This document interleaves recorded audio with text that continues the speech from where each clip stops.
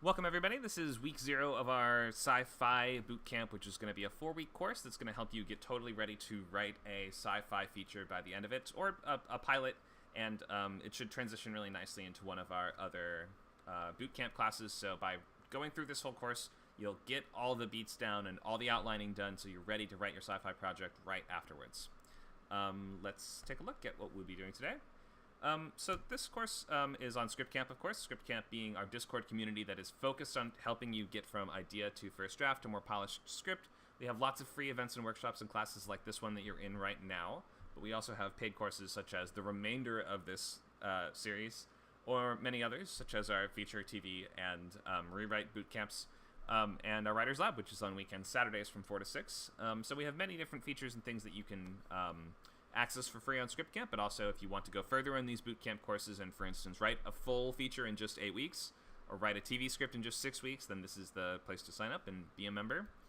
The bootcamps, we go from idea to first draft, except for the rewrite, which goes from first draft to polished draft, but we're using our step-by-step step-by-step practical method and these 2-hour weekly meetings in order to get all of your ducks in a row before you start the script. So we focus on this really organized method wherein we are figuring out what happens on every single page of the story before you start actually, formatting and writing that in the software and stuff. So we have 8 weeks for the feature, 6 weeks for TV. We've done 4 weeks for pitching, horror thriller, and these sort of mini genre boot camps like this. We had a 6-week stage play class, which the recordings are up on our library for members as well. So if you become a member, you can access recordings of all of the previous classes we've done, and just get access to a bunch more workshops and events, and you just get more.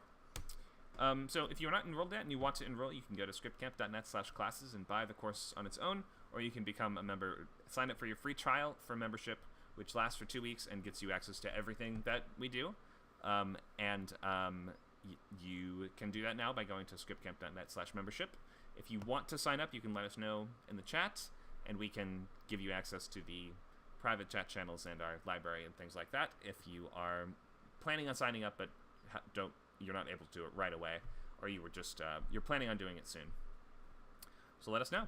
Let's look at what we're doing today. So this is the overview of the entire sci-fi course, starting with week 0 there for July 9th. That's today.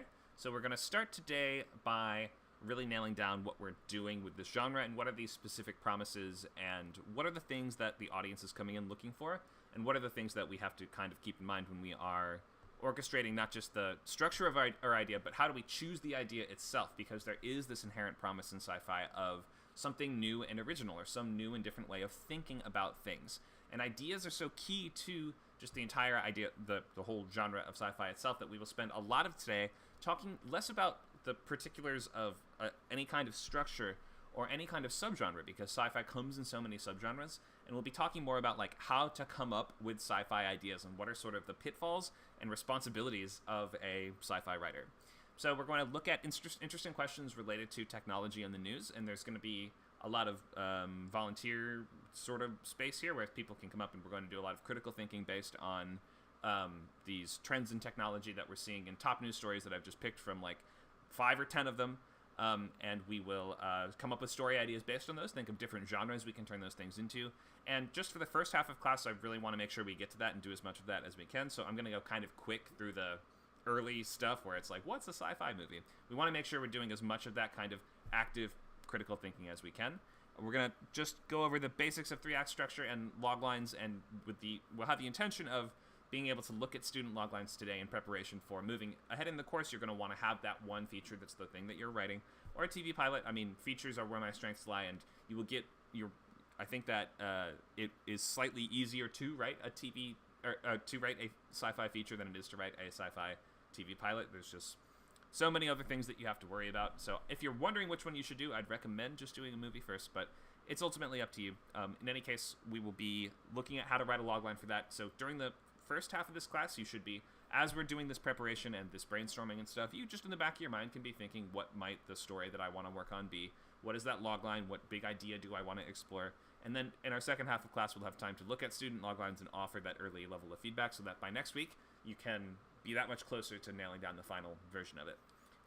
Logline, if you don't know, that's that one sentence expression that tells us what your movie is about. Week 1 is going to be finalizing loglines, so next week by the end of next session, next Saturday from the same time, you're going to want to nail that logline down so it's done. That's the movie you're working on. So if you're still trying to come up with what your idea is and trying to settle on an idea, that's okay. You have a week to do it. And this class is sort of supposed to get your gears turning or your, circuits firing or whatever we want to say for sci-fi. So you're going to finish that logline by the end of next weekend's session, and also this whole week you'll be filling out your sketchbook, which is like a collage of all your ideas, inspirations, influences, and just everything else you want to gather, because you're in the gathering phase, you're not quite in the building phase yet. Week 2 is going to be on developing that world and the idea of world building, and we are also going to play around with different sci-fi worlds and settings and how to actually create a workable setting on a planet that is not Earth. Like, what does a space colony actually need? How do we approach different systems of government and different populations and different races and species of aliens and creatures and cyborgs and all these things? So week 3 will be all about that really fun world-building stuff that sci-fi authors just love to get their hands really dirty in.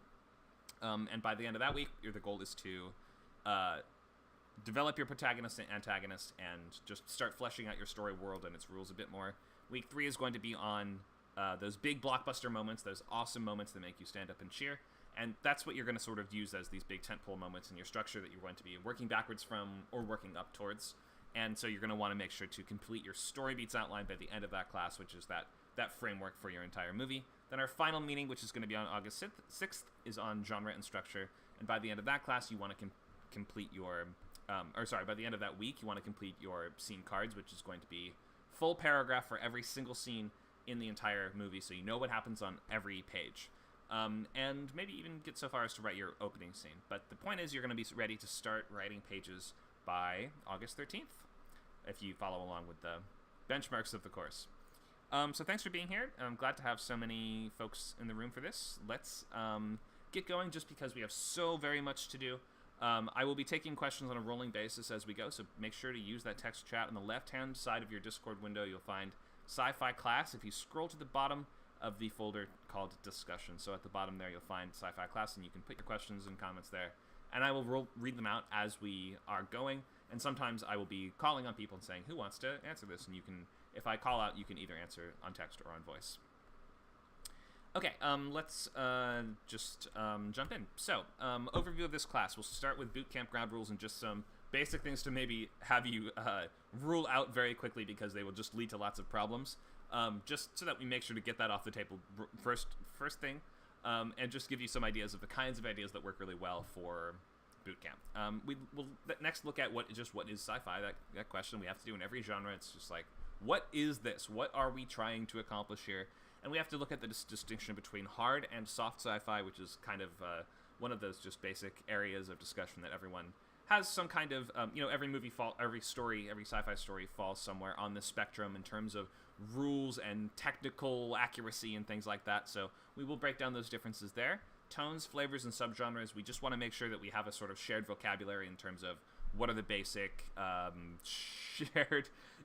what are some of the basic groundwork rules and terms that we need to know going into this, just from a background or from the history of the genre that has led up until now. Making sure that we just have the same idea of what some of these things are and how they're working and what these terms actually are standing for. We can look at some big ideas next, which is going to be a big list of topics, because sci-fi is not really as much a description of what's going to happen in the plot as it is telling you the kinds of elements and ideas that will be in the story, because a sci-fi movie can be, we'll talk more about this, but a sci-fi movie can be an action story, or it can be a romance story, or it can be a comedy or a drama, or it can be anything. It's just really telling you the types of subject matter that will be explored in that world. So we will need to look at those different topics and decide which areas have been less or more explored, and link them to some technological stories coming out of headlines today, so we can start to brainstorm some plots that might come from these different story seeds and think of where are these trends actually leading, and what kinds of interesting directions for humanity, the planet, society, do they sort of unlock in the storytelling world. So critical thinking is going to be like I mentioned, the name of the game today, and we're going to break down a couple news stories and try to figure out where's the entertainment in these things.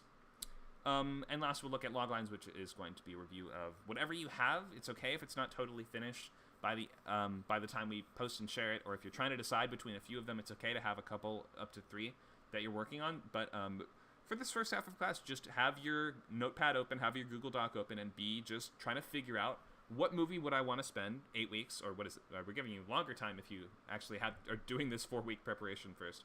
But what movie would I want to commit, the next 2 months-ish of my life to taking on? And start trying to arrange that into a logical, one-sentence expression of the premise. But it's okay if you don't get that done today. That's all just to get your, get those circuits firing for next week. Next weekend is when the logline should be finished by. You have a long time to settle things into place before then. So enjoy the process and just try to get your mind working and immerse yourself in the kinds of ideas that you could do. Because sci-fi is so much about the idea. So just ground rules first of all. You probably don't want to do a time travel movie. And I know so many people love time travel, and it's one of the first things they think of when it comes to sci-fi. I will just guarantee you it's really difficult to write in 8 weeks, or even any amount of time. We don't want the main notes that you're getting, especially if you're pretty early in your writing sort of journey. You don't want all the notes to be about the paradoxes. You want the notes to be about the character moments and the emotion and those things that really matter. And it becomes very difficult to juggle certain plot elements if you're not really experienced in this medium. Those things are clones, or anytime there's copies of multiple characters. Alternate dimensions, which would be the same sort of deal, or parallel realities kind of thing. And last would be body switching. I've never seen somebody really able to keep a body switching script clear and straight on the page as to who's doing what. And you might not think of those things as huge problems, but I have always seen them be huge problems, even in professional work. So just beware of time travel and anything with multiple copies of the same characters. I'm not going to say you can't do those things, but just be aware there are huge pitfalls there, and you will probably run into them. Besides that, we say no true stories, which obviously it can't be sci-fi if it's a true story. We say no anthologies, so please just stick to... For the most part at Script Camp, we're not writing anthologies, we're writing full-length pilots and features, and we say no rewrites or adaptations either. This is based on the idea of writing a brand new thing. Boot camps are usually going to be, except for our rewrite-focused ones, they're going to be emphasizing something totally new. Just take a big swing and maybe write something wacky and crazy that you think would never get made, or would be massive budget. Like, sci-fi so often requires these huge budgets to pull off. If you're pretty far along in your career, you have to be more focused on movies that could actually potentially be made. But if you're early on and just starting and just want to get into sci-fi or fantasy writing, you can take these giant swings and you can write something that would have no chance of getting made, just because that is the kind of thing that you would want for your portfolio. Let's look at one more slide here. So yeah, last couple ground rules. Remember to get used to this idea of sharing your work with me and with other students and with everybody, even at these early stages, even if it's not fully formed or whatever. You just need to start getting used to the idea of, I'm going to get feedback on the dough of my bread, or so to speak. The dough needs to be good before the bread can be good, so remember to get ready to start getting feedback on incomplete ideas.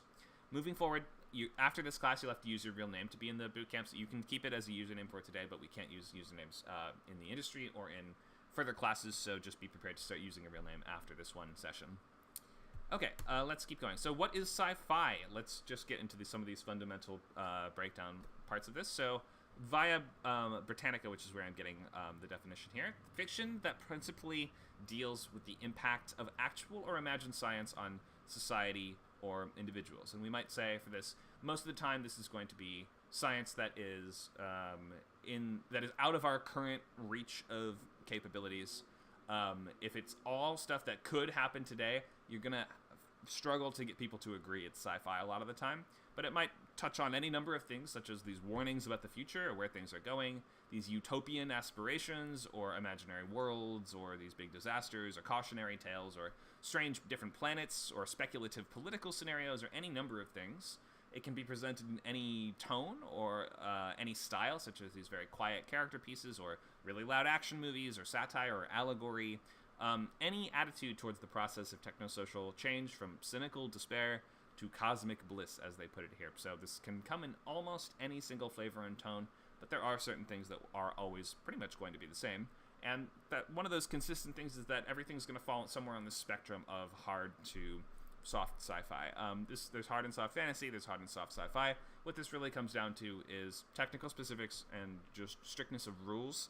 Hard sci-fi is going to be stories that focus on science and technology as integral elements of the plot and are applying more sort of real-world rules to how they work. So science should be based on proven principles, even if they are being extrapolated to, let's say, it's the far future, but we're like, I'm going to have ships be able to, leap to a super fast speed, but it's going to be something that, they have. I really make sure to detail that they have all of the proper insulation and shielding, and I've measured, you don't have to, do all this work yourself, but you should, look into what it would actually take to actually shield a ship from jumping into warp speed or coming out of it. You have put thought into whether or not this tech is theoretically ever going to be possible, and it might be in 100 years we are, inferring that what we have is going to be at that level at that point. So it just means that you've put more thought into the technical side of things here. The emphasis is on this plausibility and this strict set of rules, which might hinge on applications of math or physics or chemistry or anything else in hard data. So there's no fantasy on this far end of hard sci-fi, and there's less of this emphasis on sense of wonder. Although you will still get that sense of wonder sometimes. But if your sci-fi is really, really, really, really hard, all the way on the, let's say, the left side of the spectrum here, then you might struggle to get to some of those big wondrous moments than you would see in soft sci-fi. For instance, a giant robot, the size of a mech or the size of a building. Not really possible in a strictly Earth type of environment due to how gravity works in something called the square cubed law. And so you're gonna have to err on the side of realism when it comes to hard sci-fi, even if you're expanding principles beyond where they're currently capable of going. Some examples might be something like Ex Machina, or The Martian, or Gravity, Interstellar, Contact, Moon, and Jurassic Park, which Jurassic Park is kind of it gets to kind of crazy places, but everything is couched in such explanations of what's going on and real discussion of DNA and cloning and these things that were a lot in the public consciousness in the 90s as well. So you can see how even if we get to this place that maybe we never could have gotten in real life, it's at least nominally in this foundation of real science. And then on the other end, we have soft sci-fi, and the picture there that we have in the background is Star Wars, and Star Wars is space fantasy that includes some soft sci-fi, some would say, because Star Wars has straight up magic in it. So the moment it has actual magic in it, we can't really say it's straight sci-fi anymore. I mean, there's wizards and witches in Star Wars. It's not exactly the traditional sci-fi. You could say it's pulp space fantasy. But the point is that you can see why that might be used as the example image here, because that is sort of the other end, where it's like, do we really need to go into a lot of details on how exactly an X-Wing is able to jump to light speed and then come out of light speed without tearing the pilot apart, or any of these things where it's like these questions of physics. Why is there sound in space? Why are there explosions in space? I don't really know. It looks cool is kind of a fine answer in soft sci-fi. So characters and relationships are much more important in soft. Science only really needs to be consistent in its own world. So, for instance, if we're saying explosions cause sound and flame in space in Star Wars, I have no idea why, but if they do, then they always have to do that, or else it's going to start to feel weird and like you're breaking your own rules. So that internal sense of consistency is the one thing you really need to get in place in soft. But it's going to largely have this stronger emphasis on social sciences in any case, such as think of alternate sociology, economics, or politics, or things like that. Tech level, you can use so much sort of hand-waving in the rules that it just crosses basically into fantasy, but it still has that veneer of plausibility. So it should seem like there is some kind of rational explanation in this world. The Force does not count as a rational explanation, no matter how many midi-chlorians are involved. So some examples of this might be something like Eternal Sunshine of the Spotless Mind, or Back to the Future, or Inception, or Avatar, Iron Giant. So anything where we don't need to think through the rules and specifics of what's going on too carefully. Anything where there's psychic powers, or something that seems to border on magic, nanite control that allows characters to do sort of wizardish things like an upgrade. Any questions on this distinction here between hard and soft sci-fi?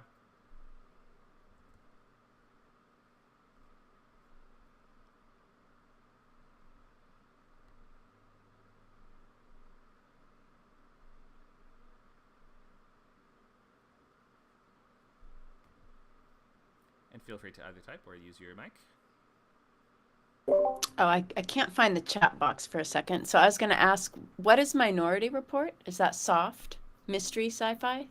Or It is softer because it involves magic powers. The psychics that are at the foundation of pre-crime, which is the sort of big idea of Minority Report, it doesn't even attempt to explain. At least in the movie, it doesn't even attempt to explain why there's people who can see the future.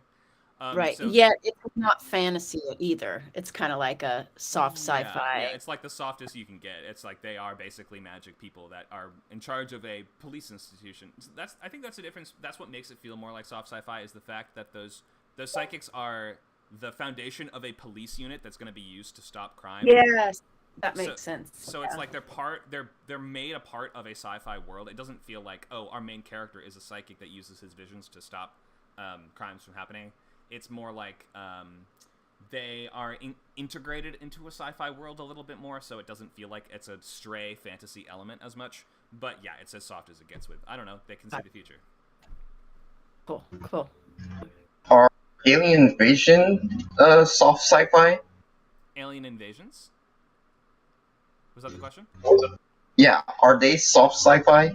It depends how they're done. I mean, you can do a story about an alien invasion in which you have really thought through the specific physics and rules of how the aliens would get to Earth and what they would really be like and what do they really want. And then you could do a story that's like Mars Attacks, right? Which is like a cartoon where they show up in flying saucers and they shoot giant lasers because they're evil. Hard sci-fi would probably have more emphasis on they have some kind of logical reason behind why some sort of actual really clear logical plan for what they want to do with Earth. Look at something like Spielberg's War of the Worlds, in which their goal is to sort of terraform Earth, and they have like a real actual way of doing that. They use this kind of red fungus that they put everywhere, which is supposed to transform the atmosphere. And by the end, the aliens get killed by germs, don't they? So that's a very hard version of that idea. And then we have, so it's like, on one end we have War of the Worlds, and on the other end we have Mars Attacks. So you can, just the fact that it involves aliens is no more or less plausible than anything else. In fact, the general consensus in the most scientific communities is that aliens are like essentially guaranteed to exist somewhere in the galaxy. So I hope that answers that question. You can do almost any plot element either way. Question? Sure. What if you do have a very adherent hard science sort of thing, but you are, like in your soft science stories, we're focusing on character instead of world? Like, characters and relationships are important, but the science is also you're trying your damnedest to stay consistent to like a almost no magic sort of deal. It sounds like you're just somewhere on the spectrum because this isn't like a hard cutoff. This is more like it's like a line that you might exist anywhere on. So some stories have elements of both hard and soft science, or just like some stories have elements of both hard and soft fantasy. So you have to kind of find a balance for yourself that works. And if you're like, I'm going to, like, think of Star Trek, for instance. A lot of Star Trek plots will involve actual scientific principles in some way. Usually they're more like, on this planet, everyone behaves like a cowboy or whatever like that, and we're going to sort of study the sociological reasons why that's the case. Something like that, whereas it's like, how do we warp out, or like, how do we give Scotty enough time to type in the flimflammer into the flabbergaster? It's like, oh, he needs 30 seconds. Okay, so we understand that if we give him 30 seconds, he can put the flimflammer in the flabbergaster. But, like, the point is that you can have different levels of adherence to science within the same work of fiction. It's just going to put you somewhere in that middle ground between them. All right, I think I get it. Cool. Monica says, Independence Day isn't that far off. Kepler's system has multiple planets with liquid water, but it would take 1 million years to get there without FTL. So, yeah, Independence Day, I'm not exactly sure where it falls between them. It definitely, I like the scale of the ships and stuff. It does feel like these aliens actually do have the resources and capability to perhaps devastate Earth's major cities. I would have to review it to actually look at the plausibility of the different things in it. I think it has some softer and some harder stuff. I'm not quite sure on Independence Day.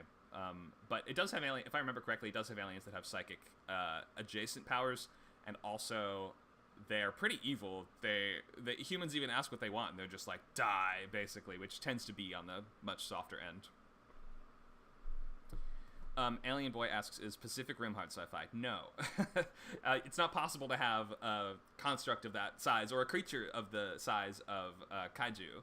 because of what we call the square cube law. So by it's just that genre of mecha and kaiju stuff is inherently softer just because the basic principles of it are not possible. A creature that was that big couldn't move because it would be too heavy in order, like, it would not be strong enough to move its own limbs. It's just this weird thing where, like, it sort of feels like it should be possible for a creature or machine to be that big, but just due to how gravity works on Earth, it's not really possible on Earth for creatures to be that big. So I would say Pacific Rim inherently soft, plus it involves psychic links between drivers and stuff. It's like, you know, it's pretty soft. Because, like you said, hard does focus on like the technological stuff, and like Pacific Rim does go into how the mechs work in the technical sort of stuff. Sure. It does go a bit into how they work, but they work in a way that can never happen on Earth, at least. Like, just the fact that they are that size means inherently they couldn't really function on Earth. And also, like I said, the sort of psychic powers that the bond that has to be shared between the two drivers. It's a kind of arbitrary rule that works for what it is, but I wouldn't call it particularly based on real principles. Good questions, though, from everybody. So, promise and genre conventions. So, sci-fi is going to emphasize originality more than almost any other genre. So, part of the promise, the inherent promise here, is something that we haven't seen before exactly like this. That means some element of speculation on the world, or where we're going as a species, or the effect that certain technologies are going to have, or do currently have, on human nature. So, social commentary is actually really key, and it's impossible to keep out of sci-fi stories. And we could, in fact, if we look at some recent examples, we can especially see subtlety is optional. Sci-fi has there are definitely some very subtle versions of this, but there's also some that are just straight in-your-face allegories. We could look at something like what's it called? Don't Look Up, which is sort of just saying what it's about. And very blatant, sort of like clear allegorical sci-fi has a rich history and should absolutely be considered valid as well. We're going to heavily emphasize, though, it's more important than worrying about subtlety is worrying about, is your idea on the sort of cutting edge? Are we emphasizing cutting edge ideas and progressive values? This is not a space for old ways of thinking or conservative ideas. Sci-fi is about how things could be, and it's sort of one of the more progressive genres in that way. Like, if you are going into this space, you are approaching it with the promise of, I'm going to speculate as to what could happen next and how things could change. We're not thinking of how things could go back to how they were or how they could stay the same. So the other big promise here is just a certain kind of coolness factor. We just want to see awesome and unique imagery and character moments and thrills that are made possible only in the world that contains your speculative elements. That's why we want to base your sort of key premise moments and your most awesome premise scenes. A lot of the time should be something that could only happen in your particular world. Think of something like Edge of Tomorrow, where our main character is a soldier who keeps resetting time every time he dies, and so he partners with another soldier that is much more experienced than him, and they have to sort of work together to take down this alien queen. And the dynamic of their relationship is that every time he sort of messes up, she realizes that he's the only way they're going to reset time. His death is the thing that resets time, so she just kills him again and again and again. How often do we get stories where the main character's mentor kills them constantly every time they mess up? Like, we want to see you explore the cool things that are offered only in your world and use those as much as possible. Find as many entertaining avenues for showcasing those as you can.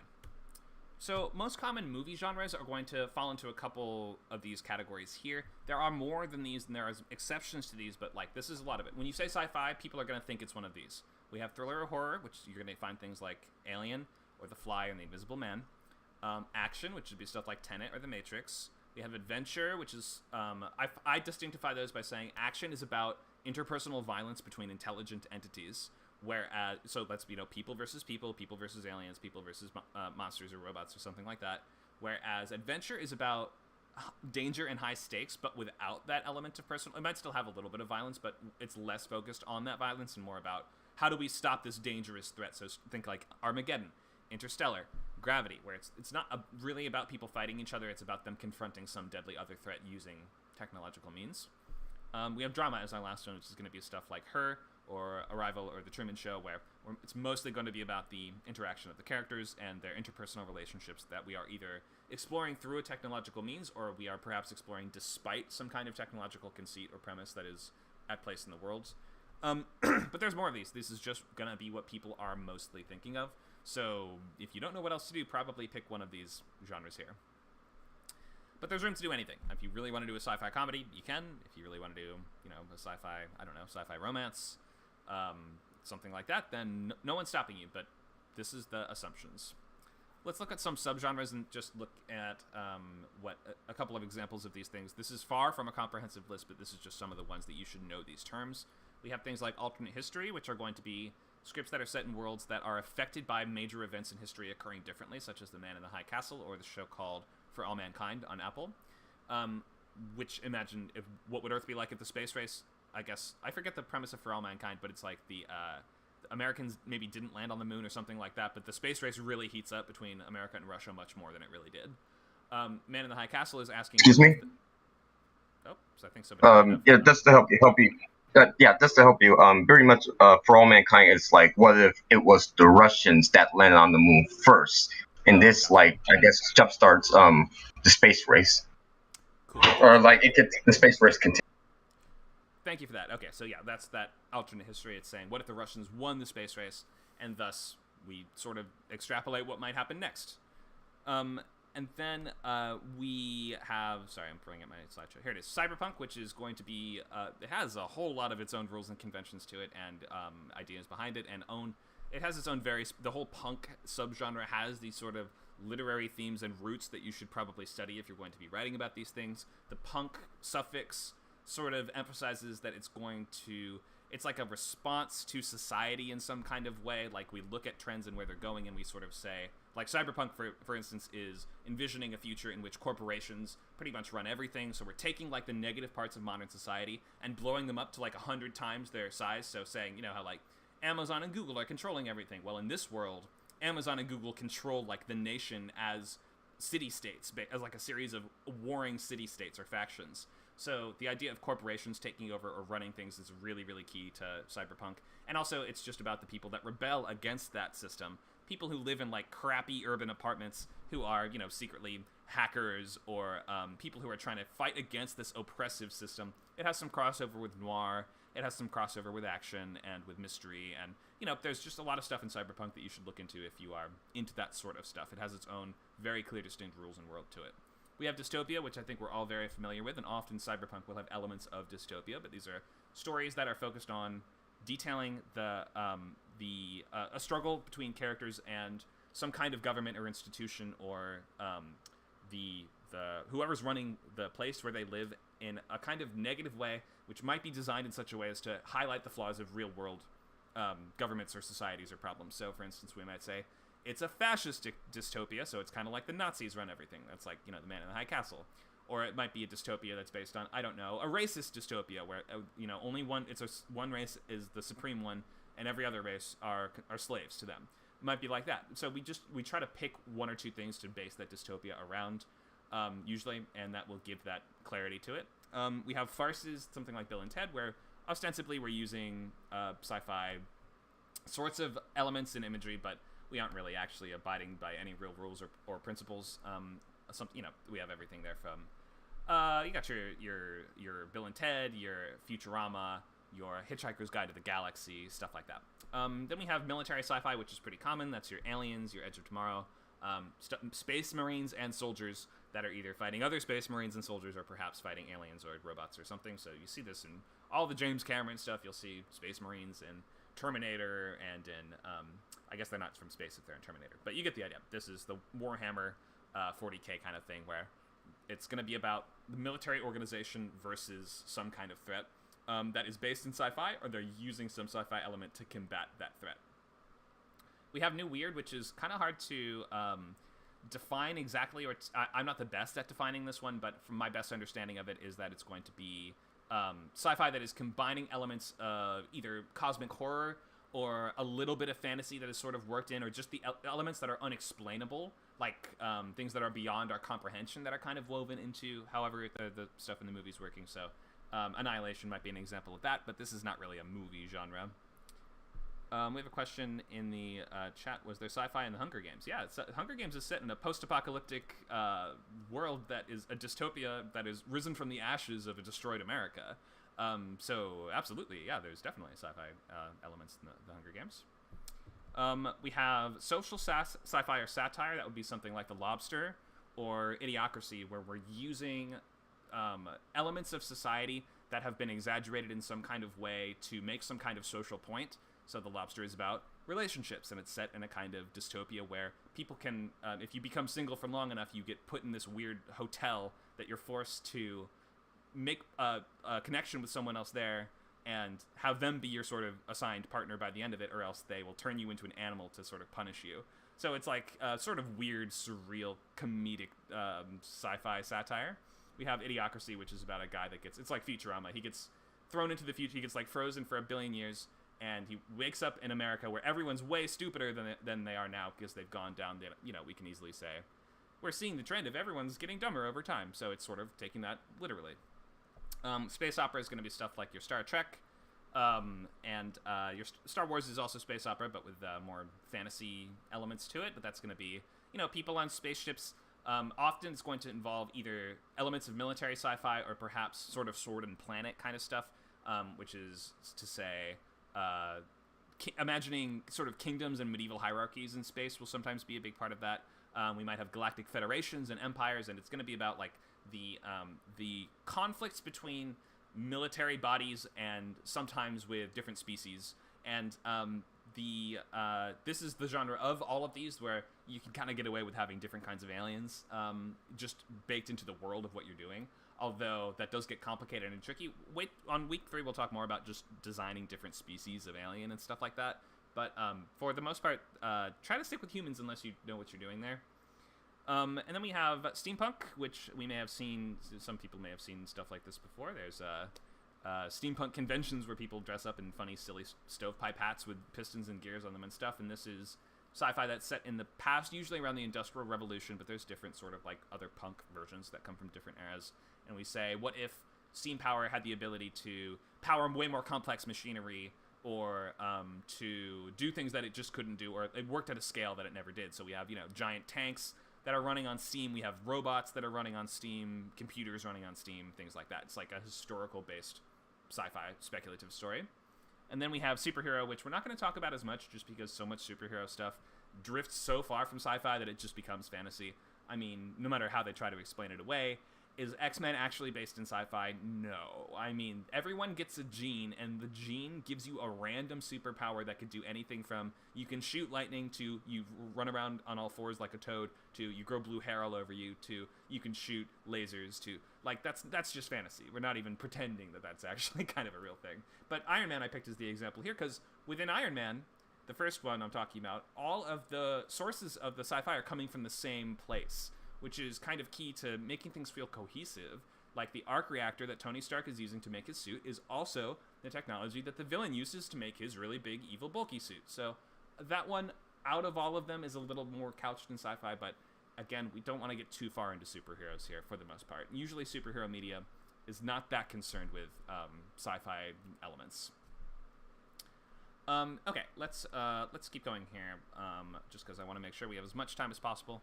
And feel free, again, just because I'm not pausing for questions that much, use that chat. If you have questions or comments, feel free to make them, and I'll be checking constantly. So let's make sure we know what some of these genre terms or ideas are meaning. I think in the chat a minute ago, Monica used the term FTL. Do you want to start there, Monica? Define FTL for us. Sure, faster than light travel. Mm-hmm. And what are the implications or importance of this? Basically just that you can go several thousand or million light years distance without destroying the ship, killing everyone, or taking all of that time. So like most famously in Star Trek, you're going to get like warp 50 or whatever. I don't know what they go like warp 20 or something, and they can get across entire galaxies. But it's still actually, in terms of getting them to the other side of the universe, it's still like in Voyager, canonically would take them like 100 years. Anyway. And it breaks one of Einstein's like fundamental theories, right? So I believe so. Yeah, I think faster than light travel, as far as we understand it, could not really happen like it does in most movies and TV shows. But it's one of those things that it's so baked into the genre at this point that if you use the word, people will know what you mean. Sometimes we'll have some ships in some series will have like an FTL engine or something like that, which is sort of one of these things that is used to justify or kind of explain how it works. But the more you get into explaining it, the sort of more problems you run into sometimes. So it's best to just sort of make it feel like, oh, that's the engine that's in charge of that. It works because it works, and don't play with it too much.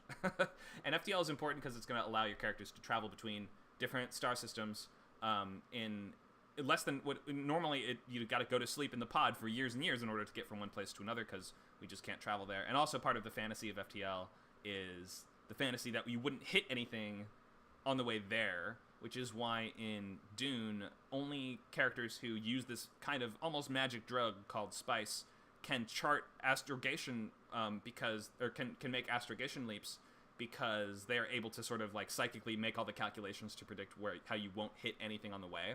So like you should just know what FTL is and how it's kind of working if you're going to have this sort of stuff in your story. Let's go down the list. So we have cyberspace here, which cyberspace refers, it feels a little dated to use this at this point, but it sort of refers to the virtual world, which might be kind of like in 90s movies, we'd see people representing cyberspace as like a sort of Tron type physical space that you can actually physically go into. There was sort of an obsession with cyberspace in 90s movies to the extent that almost a lot of franchises had the cyberspace movie, or even Hellraiser had like a VR cyberspace kind of entry in the franchise. We used to be more fascinated with this idea of virtual worlds. Now that this is more commonplace, we're a little less fascinated and a little less mystified by how certain elements of cyberspace are working, so you can't get away with as much of this nowadays. Uplifting. Does anyone know this one?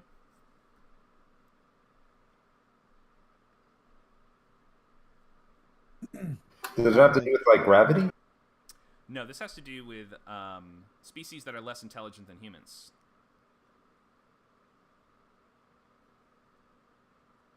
So like turning them into humanized. Making things smarter, basically. So Planet of the Apes, we take apes and we are uplifting them to human intelligence. So it doesn't have to just be animals. I mean, if you have an alien species that needs to be uplifted in intelligence, or sometimes if aliens meet people in your stories, maybe the people could even uplift, or maybe the aliens could even uplift the people, like what happens in Arrival. So you can do lots with this. This is not that explored, so I'd recommend maybe looking into this a little more if this sounds interesting to you. Biodomes, or these dome-based colonies, I think we all kind of know what this is. This is like a bubble shield that protects an area of agriculture or some kind of enclave from a harsh environment. Force fields and hard light. I forget the first people to use the term hard light, but I believe force field does come from The Nightland by William Hope Hodgson, which is a sci-fi horror novel from like 1911, which also speculated on ideas called earth currents, which have since been so discredited they're not even used in sci-fi anymore. But there was this Victorian idea of how electricity could be conducted by the earth itself. And in his series, there's this kind of massive ziggurat, or it's not a series, it's in this book. There's like a massive ziggurat pyramid. The last vestiges of human culture live in a tower that is protected by what he called a force field. It's light that has sort of been hardened, or it's like energy that has been drawn, in his case, from the earth and formed into a sort of transparent shell to keep the monsters from killing all the people in the tower. So I think we know what force fields are just from having seen this so much in media. They work differently. In some it'll burn you, or in some it's just going to repel people, or in some it might dissolve you as soon as you touch it. So you can make your own rules there, but we kind of know the basics. Usually they're red for whatever reason. What else? First contact. What's first contact mean?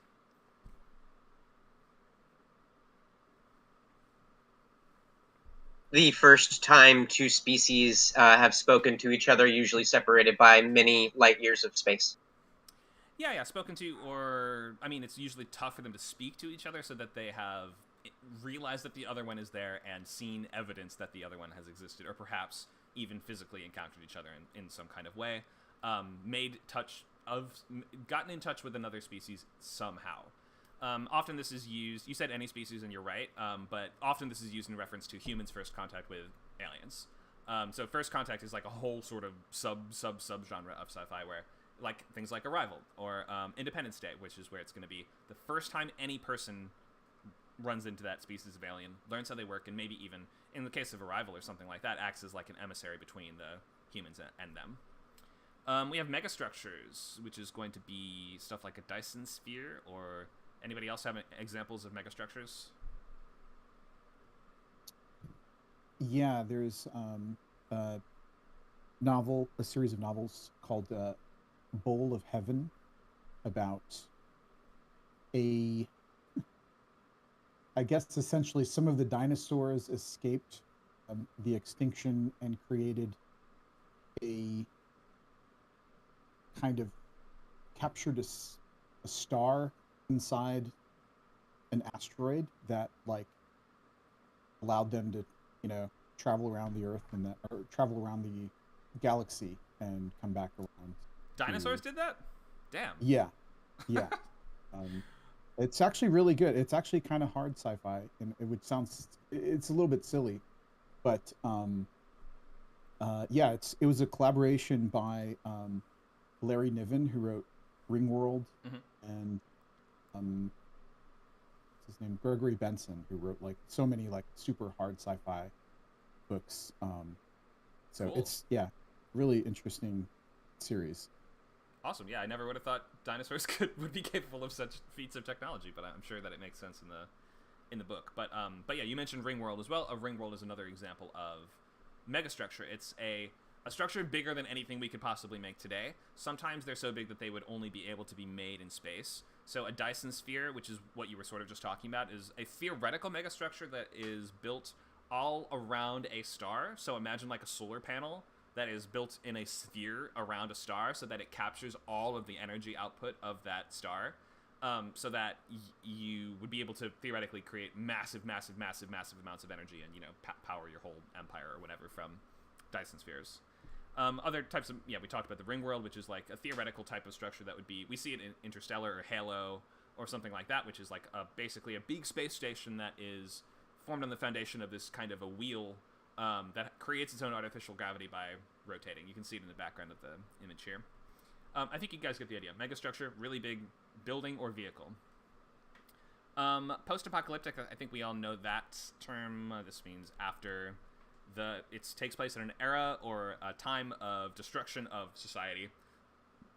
Dying Earth would be, I believe that is based, we get that from the Jack Vance Dying Earth books from the 70s, but that is specifically referencing the idea of it's a world that has been polluted in some way, or it's in the process of dying from nuclear war or energy weapons or dissolution of the atmosphere or something like that. Psionics. Anyone want to take this one?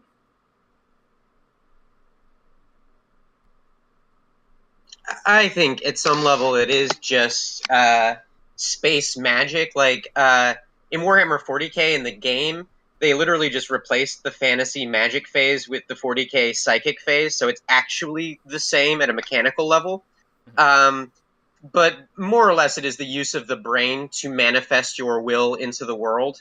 Yeah, you're right. It doesn't have to be in space. It could just be people on Earth. But this is sort of just sci-fi magic. Like the Force is technically, now that they have explained it as much as they have, a type of psionics, because it's sort of saying there's these microbes in your brain that allow, or I don't even know how midichlorians work, in your blood, something like that, where you have enough of these microbes and you can start to interact with the tangible energy of the universe somehow. It's like pretty much as soft as sci-fi gets, but you'll see this sort of thing all the time. You see it in Independence Day, in XCOM, in Star Wars. I think Star Trek has some psychic stuff, though I could be wrong on that. But a lot of Firefly has psychics. You'll see this a lot in sci-fi, but you should just understand that there's not really any actual grounding principles for it. It's sort of, you just make it up as you go. Just be as consistent as you can with how your space psychics and magics are going to work. We have just a couple other things on here. I'll go through them quickly. Utopia versus Dystopia. I think we know this one. So the Dystopia is going to be a society that's gone to absolute crap because of oppressive government forces or regimes or whatever ruling structure is in place. And Utopia is one that is, we sort of imagine a perfect or a more perfect version of society. Utopian fiction is not really a genre in the same way as dystopian fiction, simply because utopian fiction does not imply a conflict. If we say it's about some kind of perfect society, then it doesn't have that built-in conflict of, oh, the bad people are the government and we need to fight them or take them down. Utopian fiction might be about a sort of subversion, like it might be about a society that sort of seems perfect on its face, something like Logan's Run, that needs to, in fact, be revealed or shown to be a dystopia by the main characters, or it might be about some other story that's just set in some kind of perfect sci-fi world, but that's just tricky to pull off. So do with that what you will, but that spectrum of utopia to dystopia is something that is very, very, very much a big part of sci-fi. And then we have the Singularity. Anyone want to define this one?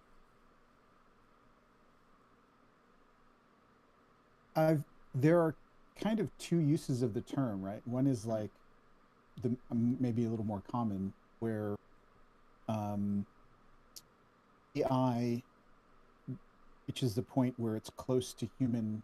Like a general AI can improve itself, and once it reaches a certain point, it's considered like, okay, this is this singularity.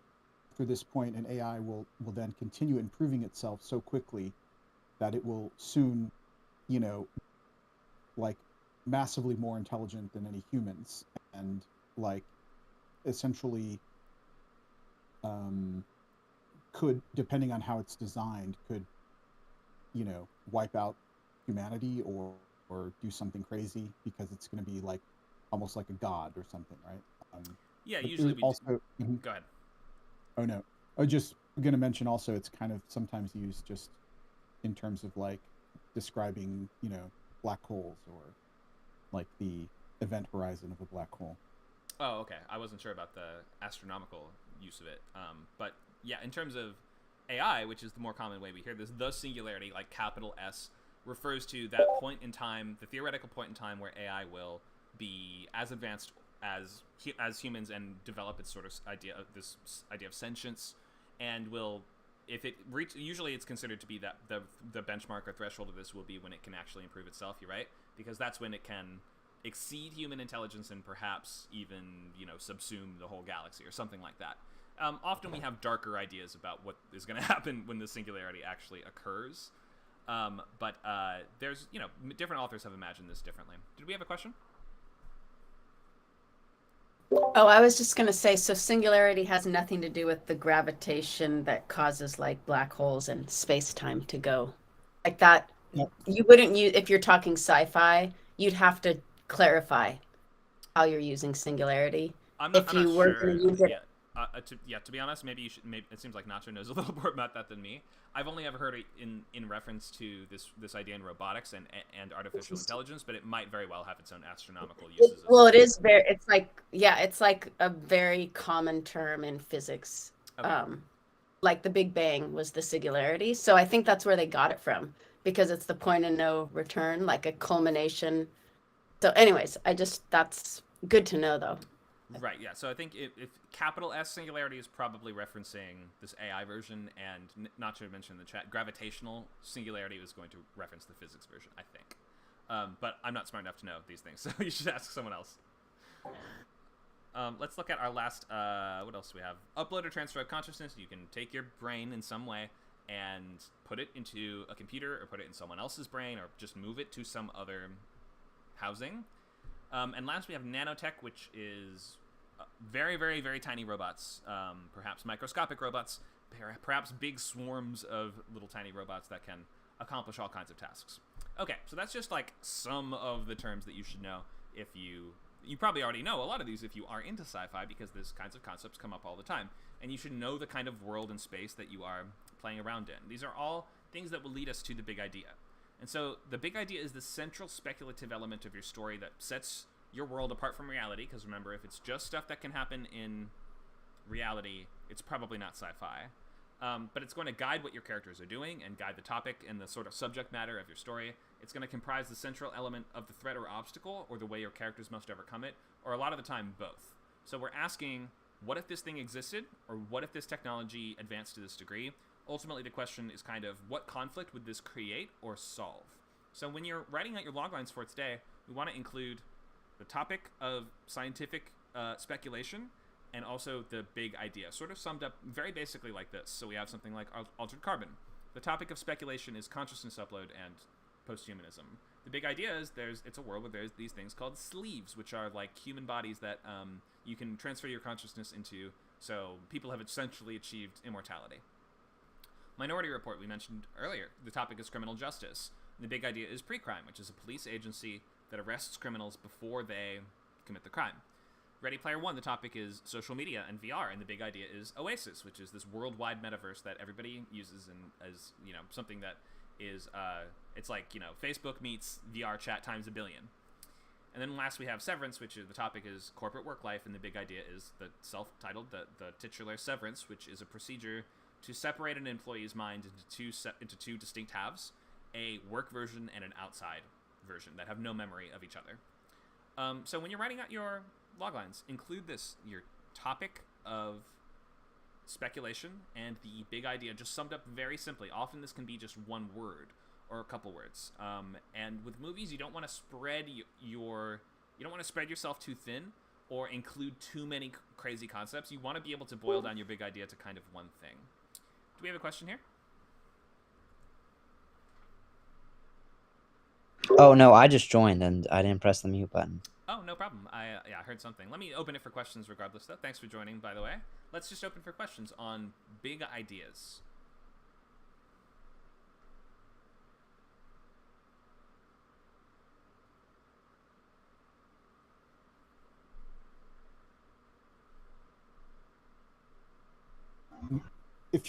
I guess this is kind of like a question about if you're writing a pilot, like there are shows that have like, some idea every week, right? Or some new thing. Would you say something like, I don't know, kind of like Stranger Things is sort of like one big idea per season or something? Or, I mean, it kind of feels like there's multiple things going on. Right. But feels cohesive in a way that something like Mystery of the Week doesn't, right? Yeah, so the reason why is because those sort of different types of Thing of the Week come from the same source in Stranger Things. I think they do, don't they? The Upside Down is sort of this alternate dimension where all the monsters come from. All the events in the story have to do with the Upside Down. I'm pretty sure. I haven't actually watched past season 1. Go ahead. In season 4, we find out that it all leads back to one thing. So yes. Right. So that will definitely tie into my next slide here on just keeping things cohesive. The main way you're going to be doing this is in movies, at least in movies it's most important to do this. In TV, you should try to do this when you can.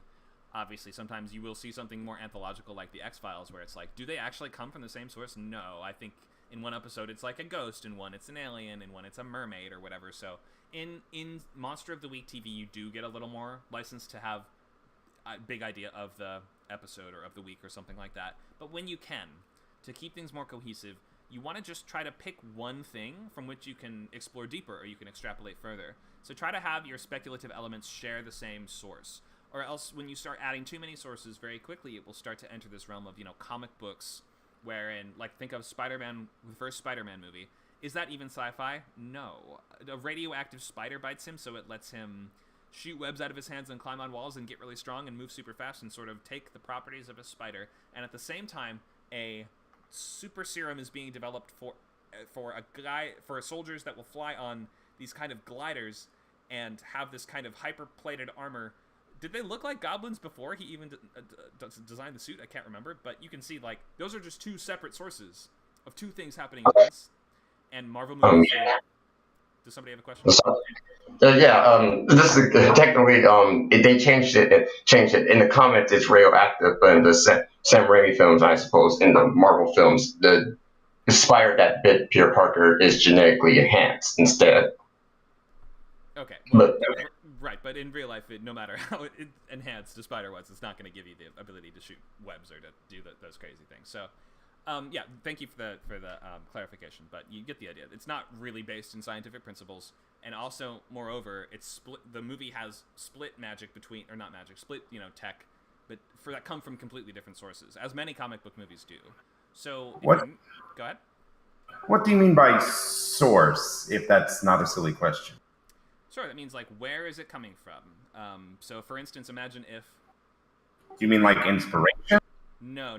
Like, where in the world is that source or where in the world is that technology actually... Where are people getting access to it? So, think... Because Peter Parker is bitten by a radioactive spider. If Green Goblin was bitten by a radioactive goat and he turned into Goat Man, then it would be, okay, the source of these is going to be radioactive animals. But since it's not... they don't have the same source. That's a super serum that was developed completely separately. It's not like the serum that also created the spider or something like that. So we're looking for things that come from the same in universe. They come from the same method or the same way of accessing that technology. Or if it had been like a radioactive spider bites 2 people, and one of them turns into the good Spider-Man, one turns into the bad Spider-Man, that would have been one way to do it. Something like that. But in terms of sources, you want to just make sure that whenever possible, you're not including a bunch of stuff. So you're like, okay, in this world, there's robots and also time travel. It's usually going to be better if it's like there's robots, so therefore there is time travel, like in Terminator. Or we have, Edge of Tomorrow, we have aliens and time travel in that one. Well, we combine those 2 sources by saying the alien queen has the biological ability to time travel that can then be biologically transferred to someone else through her blood. So they come from the same source. Or the Matrix. The Matrix has all kinds of crazy elements that all come from the same source. We have cyberpunk elements, we have superhero action, we have post-apocalyptic setting, we have space opera stuff, and advanced AI, all of which come from these machines that took over the planet and created this VR framework of the Matrix. Nothing feels like it comes from somewhere else. Ender's Game is another one where it has, okay, we have alien invaders, and we also have a sort of orbital facility where we're going to be training child soldiers to be space warriors. Okay, so we say that orbital facility exists because of the aliens, and it's training soldiers specifically to fight them. Therefore, it doesn't feel like 2 separate things. Any questions on this?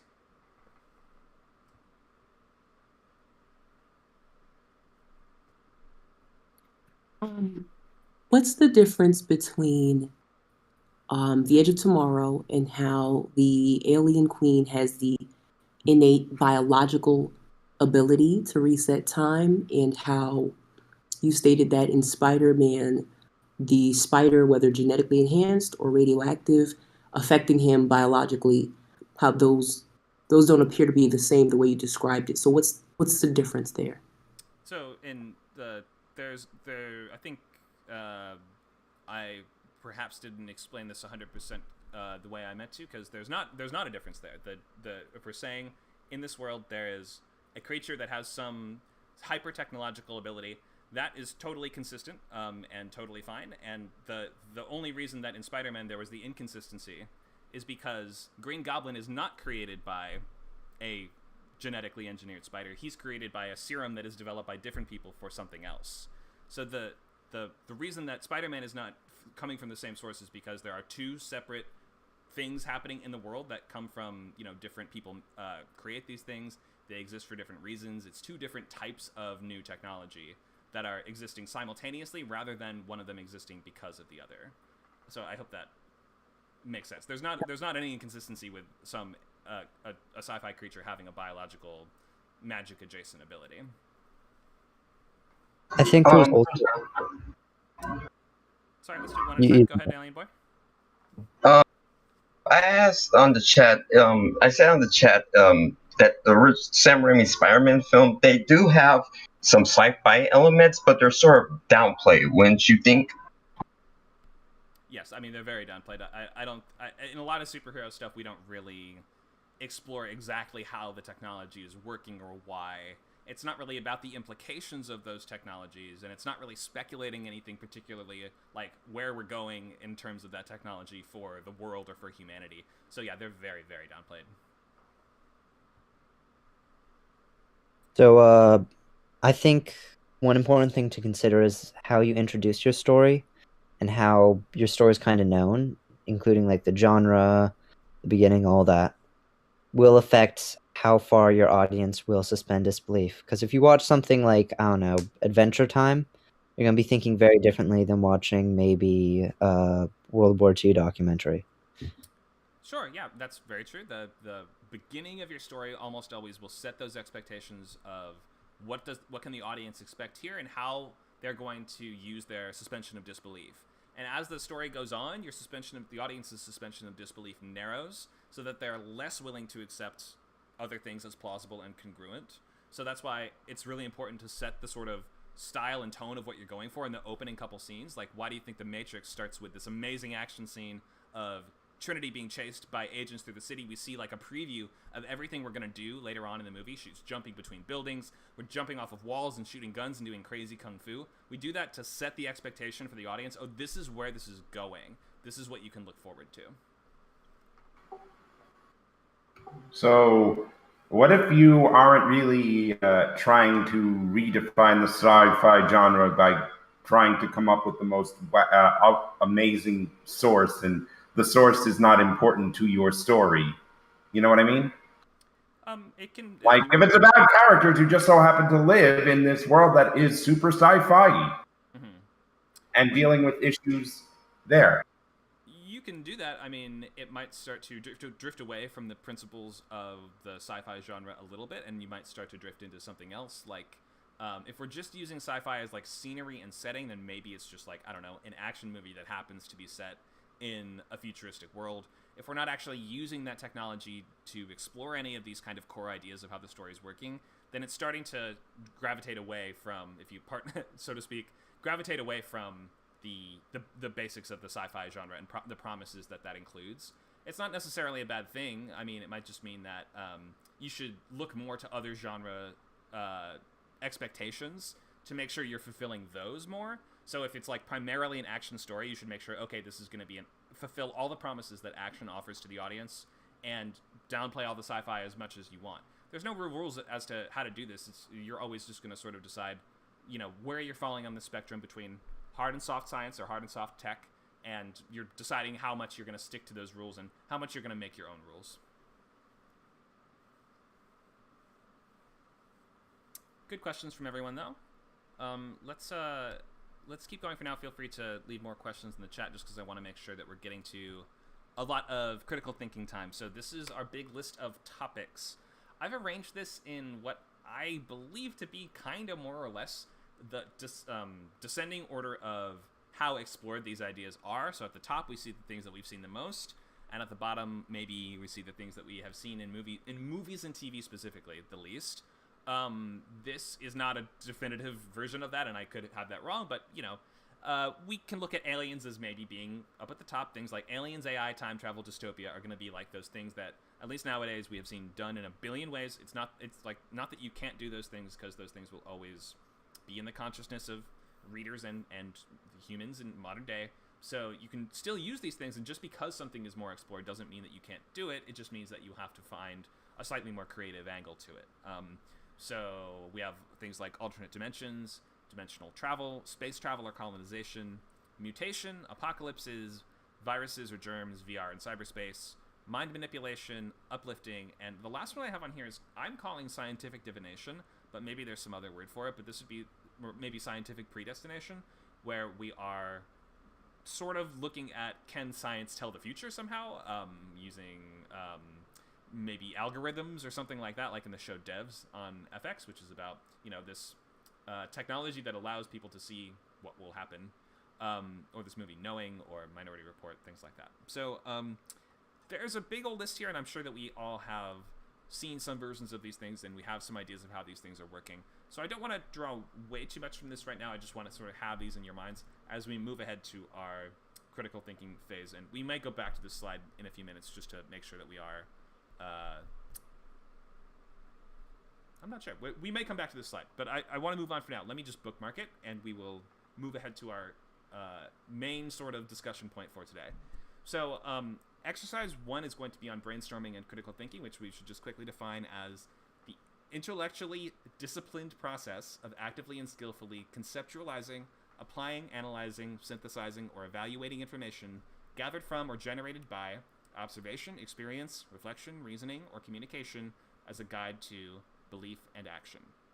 So we are going to use this chart here, which I might as well post in the chat as well, because it might be sort of hard to see in the resolution of our Discord window. But we're going to use some volunteers to go through this list of strange science headlines and get ready to just answer some of these questions about it. So if somebody wants to volunteer for this, let us know in the chat. We're not going to have time to go through every single question on here, but in later classes we will have time to do more of these. I'm just going to do 2 or 3 of them for now. Does anyone want to volunteer to do some critical thinking on science topics with us?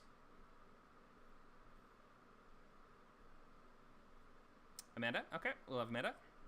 Anyone else? Let us know in the chat, and I can call on you next. Let's start with Amanda. Amanda, can you see these headlines okay? Can you read these? Yes.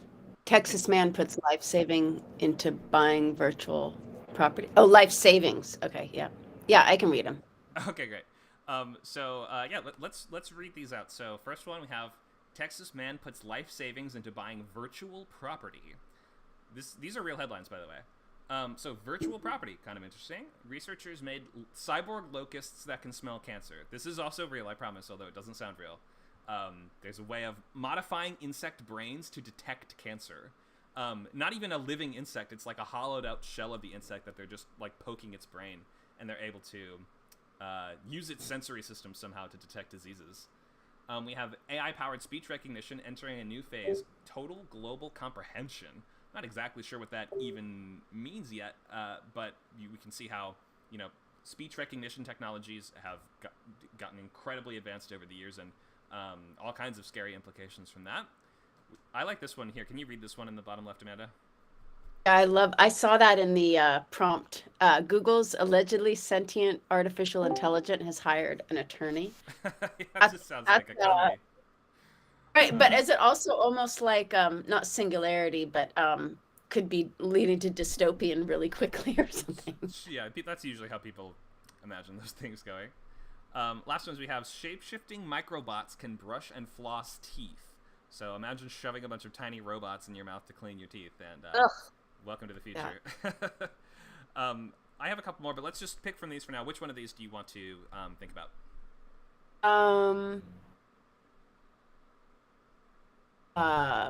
Let's do the attorney one, I guess. The attorney. Okay, and let's pick a question. Can you read these? No, that one's too easy. Well, okay, that's okay. No, we'll do that one. Okay, let's do it. So do you want to do who, what, when, where, why, or how? What is fine. What is good. Okay, let's look at what. So I'm gonna bring it out of the slideshow just so I can zoom in a little bit. Maybe that'll make it easier to read. Hopefully you guys can see that. Okay. So the topic in question here is an advanced AI asking for an attorney. So we might define that as like sort of approaching the singularity. We have AI asking. Let's make this AI rights. So AI quote human rights will be the topic that we're talking about. Okay. So what are the strengths and weaknesses would be our first question. And so I'm not sure if let's ask more what are the advantages and disadvantages rather than strengths and weaknesses. So what is to be gained or what is to be lost by giving robots the same legal representation rights as humans? So my first thought was the strength of the idea is that you can map the AI from humans, right? Because AI is designed by humans, so you can do parallels without plot holes there, kind of. Okay. And then the weakness is just that, at this point we could shut it down, just turn it off. Like it would be hard for me to suspend disbelief, like that the AI somehow is, if we didn't want to give it an attorney, we could just shut it off. But that's sure. So the premise. So, right.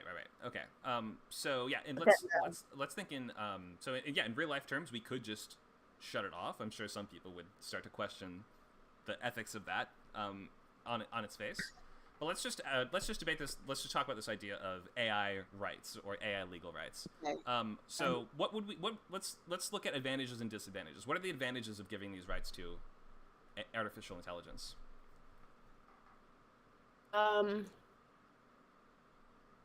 I mean, if we treat artificial intelligence more as human, it's less likely to revolt. So if we treat AI like slaves, there's a much greater chance of them coming back and annihilating us. Sure. Okay, yeah. So it's if they have a sense of compassion, then maybe they will treat us better because we treated them better. Yeah, sure. Yeah. Do we need to pay robots to work for us? Because it needs to get money to pay for an attorney, to pay taxes and all that. If we're making it equal to human, they'd also have to do those certain human things. That's a good right? point. Let's Yeah. so just for the purposes of this exercise, let's just keep it to the one speaker at a time. But if you want to volunteer next, then feel free to do so, and you can do Oh, the next okay. Sorry. Or Uh, write in the but comments You're right. too, because that's Yeah. Feel free to use the comments as well. But that's a good point. I mean, like if we're saying an AI needs to be able to hire an attorney, then if we follow that syllogism down the logical path, we say, well, they legally can't have jobs. So how would an AI get money, for instance? That might be like a counter argument against it. You might even be able to use that to say, well, an AI is not going to be able to afford an attorney, and what are we going to do? Pay the robot? So give the robot money? So we might. That's just some interesting ideas and questions there. How about this? Is there another alternative? from the AI needing an attorney. Like so the situation had to have been that the algorithm of the AI of the intelligence is requiring some sort of contract to be written up for itself in order to do something else. So it's hit something where it needs a contract, or so. I mean, the alternative is that you just program a contract into it. You just like we manufacture the AI, we just manufacture a contract for the AI in a computer program. Sure. Okay. So like actual contracts that designate what the robot is allowed to do, or maybe we need new rules in place if the robot feels that its rights were violated. Maybe we need new protections in place. That would built into the code. Yeah, perhaps built into the code, or perhaps built into the law that might say you can't treat your robot like this, something like that. Maybe that would satisfy the robot who wants an attorney. Let's pick one more question. So, what's the pick one of these? Best or worst case scenario? Most or least important part of this? Let's do best and worst case. I like that one. Yeah, I like that one. I mean, worst case scenario is that the AI, I don't know, it makes Bitcoin or something. And some greedy lawyer, is just like, well, he's going to pay me. So shit, I'll represent him, and creates, these new laws for artificial intelligence that,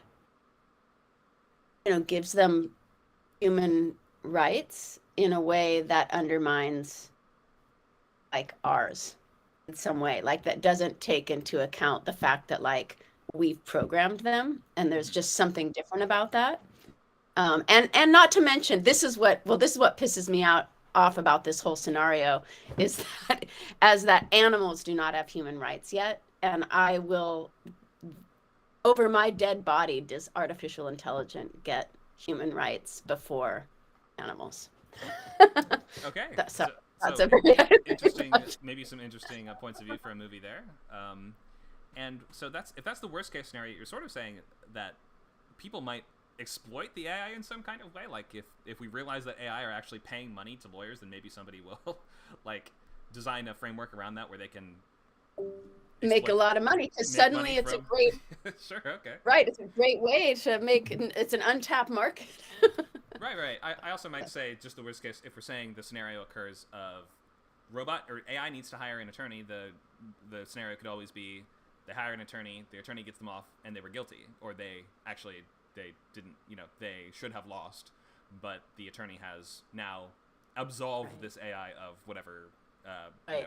And the AI is just going to be more intelligent than the humans at a certain point, because it's processing a lot more things at a conscious level.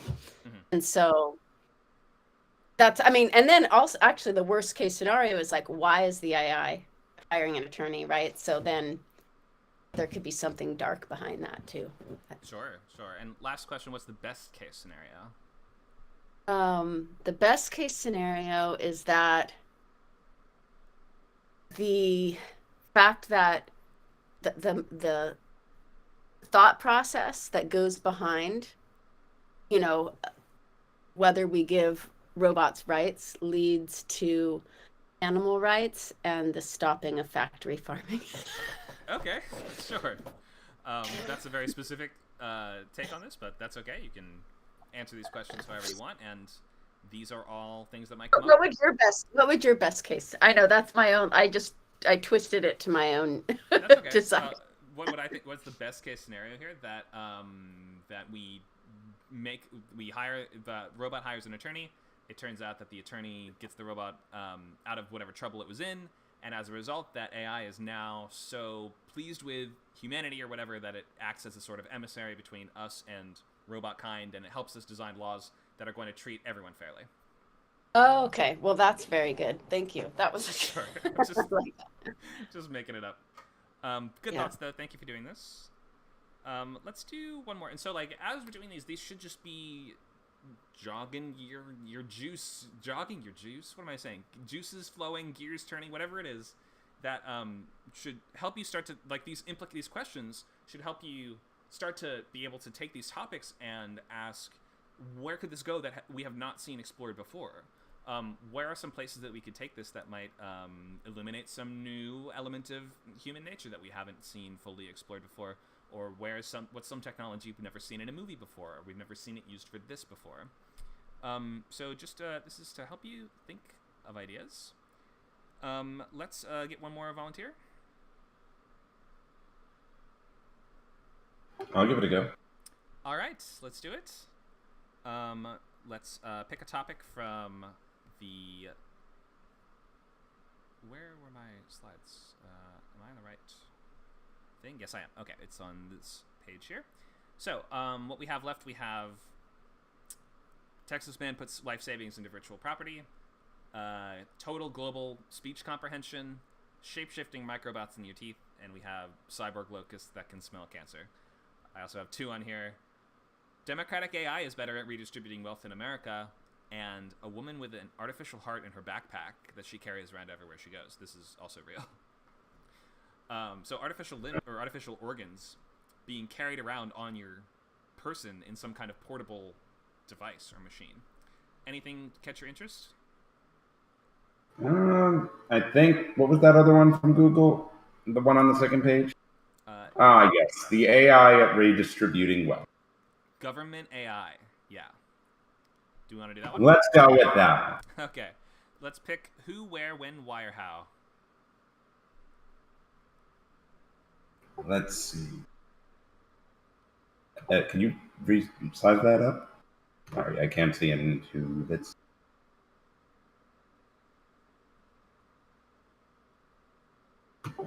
Let's go with what did the person before me use? What? So we'll pick who, where, when, why, or how. Something else. Let's go with why. Why? Okay. Let's zoom in on why. So the topic is government AI, as in we could. Sorry, I messed up the slide. Could we have an AI actually run the government for us? Is this? Oh wait, where is it? Why is this a problem or challenge? Because of the word government. Okay, can you explain? I mean, usually anything that touches government becomes corrupt by some. Well, I don't know the science behind that. This is almost like it's almost beyond. Well, I guess it's power. Power corrupts, and government is full of power. Okay, so you might say that any government is going to not make everyone happy just due to the fact that governments are trying to run things efficiently and are trying to, consolidate power for themselves, and an AI might not be the best at that. Is that the problem?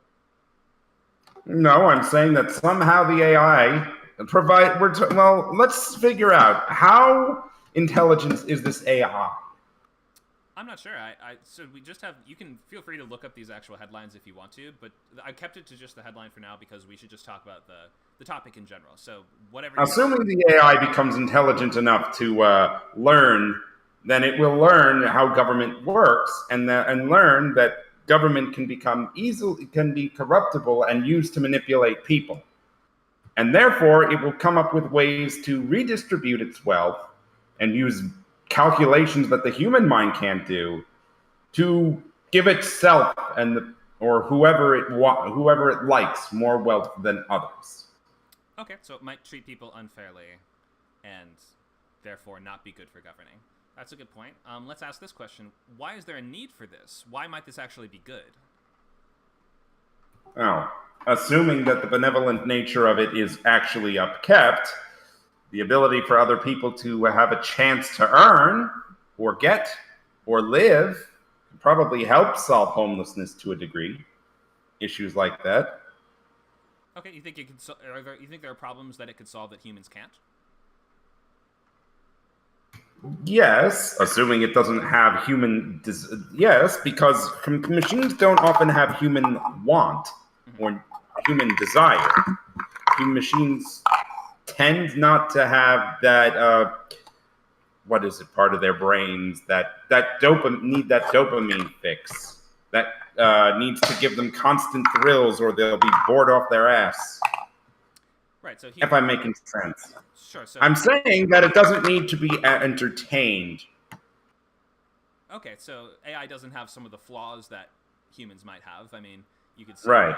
Or AI, sleep. If we assume the AI is working as intended, so as a completely fair arbiter, we're assuming there's not sinister people in charge of it, then theoretically it could use mathematical skills that humans would require vast amounts of staff and personnel and spreadsheets and everything just to come up with the conclusions of, like, where should we draw the state lines?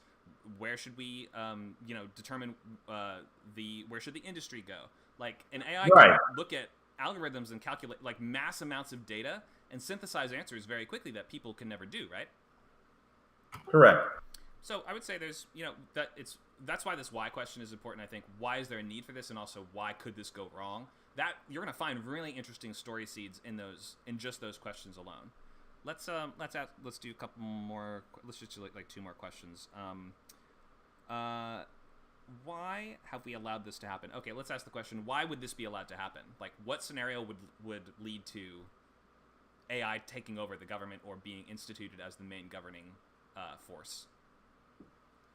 Well, I mean, there could be all sorts of things. It could be that people are tired of the old guard and rebellion, and no human can be trusted with this corruptible position that leads to potential absolute power.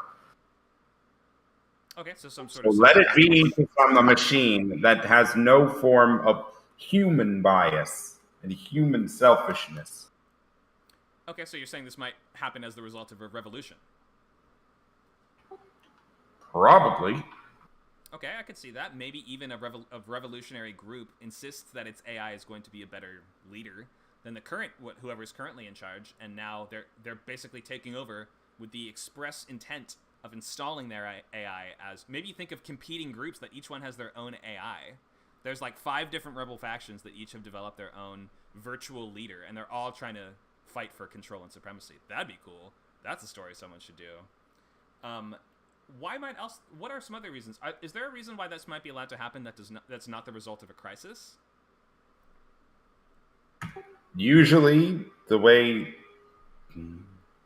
Well, I would say that science is... what's that quote about science is from necessity? That quote, So you're thinking that it's unlikely... necessity of the mother of invention. Mm-hmm. So you think it's unlikely that people would give control to an AI? Oh, they would take control away from themselves and give it to an AI? You think it's unlikely that... It will give them more free time to not have to think, to shut off their brains, and to let those life and not have to do too many things and be lazy. Sure, like in WALL-E. All the people in the... Pretty much. In their pods or their chairs or whatever. So I could just see as people saying, I'm bored of having to... I want more free time. Mm-hmm. Develop this thing. That's what a lot of inventions are coming down to these days. We just want to do less work. Or it could just be some government psyop anyway. I don't know. All right. Great answers here. Yeah, there's... we can see... I can already start to see different scenarios that might explore the positive elements and also these questions of, should AI be in charge of governing people? And the process of getting there might be just as interesting as the implications of once it actually occurs. So it's nice to think of, like, what might cause this to happen. Might it be a crisis, or might it be a society advancing to the point where they're like, oh, we have just... Our consensus is that this would be better. So they voluntarily give control to the machines. That would take a lot to happen, I feel. Probably cause lots of conflict amongst that society as well. So thank you for those answers. Thank you for participating. Some great brainstorming and critical thinking here. I will be doing more of these in the following weeks in our other sessions. I want to make sure that I'm leaving enough time for student loglines for today, though. So let's move on to that now, and let's look at some of the basics of... yeah, we're not going to have time for activity 2. But so if you've been in other ScriptCamp classes, you know the basics of what a logline is. This is that one-sentence expression of your idea that is going to boil down the essentials of who is the main character, what is the catalyst that shakes up their normal world, what are they trying to accomplish, what is in their way. Those are the essential facts we need to answer with this one sentence. So there's kind of a template we can use for this that looks like this. When or after inciting incident, an adjective protagonist must conflict before stakes, or else stakes, or maybe ticking clock. So that's going to be inciting incident is the event that kicks the story in motion, and that it's the first domino that tips over that is going to lead to the rest of the events in the story happening. So it should make sure the first thing causes the next thing. An adjective protagonist, you're picking an adjective that is describing them as they are at the beginning, or maybe in a way that you're highlighting something they're going to be struggling with, or some tactic they're going to be using, or something that is just going to be especially germane and pertinent to them in this story. So pick that adjective carefully. Protagonist, you can use whatever you want. A job is a good place to start, so you might say, I don't know, a paranoid milkman might be like one of these things here, but you can define somebody in a couple different ways. If it's less important that he's a milkman and more important that he's a widower, then you might describe him as a paranoid widower. See what I mean? So you can use whichever word you want to refer to your character, but try to do it in such a way that it highlights the connection to what's going on here and their investment in the story. They have to conflict. That's going to be the obstacle that's in their way and the way that they're going to try to overcome it before or in order to stakes. That's the bad thing that's going to happen if they don't. Or ticking clock might be some fuse that is, hissing down so that by the time it finally burns up, something bad will occur. So, if you already have some ideas of what to do there, then you can start posting loglines now. If you posted one before and I missed it, you might just have to repost it so that it's at the bottom in the same place as all the others. But we do want to take a look at these and give feedback on them so that by next week you have a much clearer picture of the sci-fi movie that you want to write. So, what are you guys thinking? Post your loglines or whatever you have of your logline into the chat, and we'll be glad to take a look and mark it up.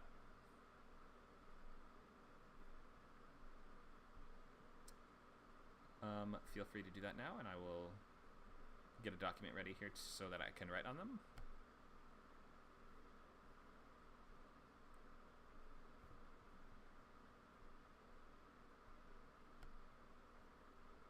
Not sure why that's not coming up.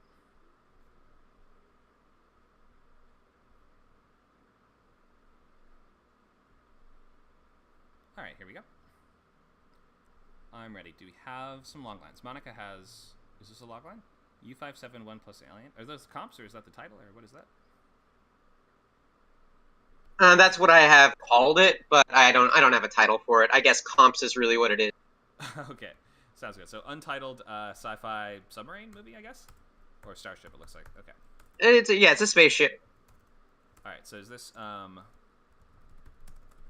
action film? Yeah, or adventure? Yeah, I guess it is. It sounds like action. Untitled Sci-Fi Action. All right, go ahead and read this out for us. Sure.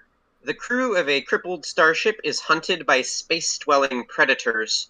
The crew must repair their ship, brave the vacuum of space, or perish. All right, thanks for that. So, repair their ship, brave the vacuum of space, or perish. Meaning that a crippled starship means it's adrift in space? Yes, I'm assuming the first scene is they are doing just fine driving through space, then they are hit by a laser beam or an asteroid or one of these creatures, and now they're in trouble. Okay, so when you say crippled starship, though, that could mean to me that it's on an orbital, it's on a planet, it's on an asteroid, it's crashed into the ground somewhere, it's crashed into a space station, it's on a space station. So I think if we're saying they're adrift in space, that is implying its own whole set of games and interesting things we can do in the movie. So I would just clarify a little bit what you mean by the setting of this. We're on a spaceship that has no power, that is, hurtling through the void or whatever. And they're hunted by space-dwelling predators. How intelligent? The original pitch for Alien was Jaws in space, and I did not think they exactly did that. So in my mind, it was Jaws in space when I started thinking about this. So I'm thinking sort of shark-like, all it knows is eating kind of thing. Okay, and you mean like a lot of these things, or just a couple of them? You just kind of left the antagonist kind of not that defined, which, when we've seen so many movies about people being hunted by monsters in space, we just want to usually know a little more or be a little more specific so that we know, like, is this a space-dwelling predator that can shapeshift? You know what I mean? Like, is this a space-dwelling predator that can use technology?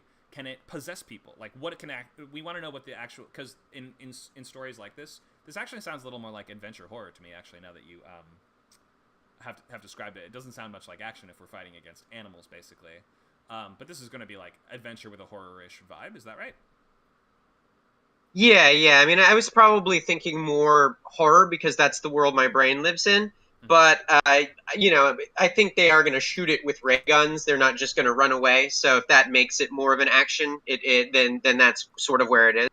Right. Okay. So I would just clarify / specify antagonist a little bit more, because in horror, the hook is the threat. And if we don't know what this is besides, oh, aliens are after him, then we might not excite the viewers of this type of media as much. We want to know, is this going to be a tentacle monster that can swim through space? Is this going to be a shape-shifting serpent creature that can imitate people's voices? You know what I mean? Just find what are the specific games that the type of alien that you're choosing have provided us. All right. Originally, it was a school of space-dwelling predators, like a school of fish. Mm-hmm. So the idea is that I'm still going with this sort of, fishy vision of what they are. But I thought that a school didn't sound quite right, because a school of fish works under the sea, but a school of things in space could be like, an actual academy. So I changed it to a flock of space-dwelling predators, and then it looked too long, and I just deleted that. So should that qualifier go back in? I'm thinking swarm might be the word you want. Yeah. That's probably correct. A swarm of space-dwelling, carnivorous worms, but that's 2 words. I want, like, 1 word that means face on a string.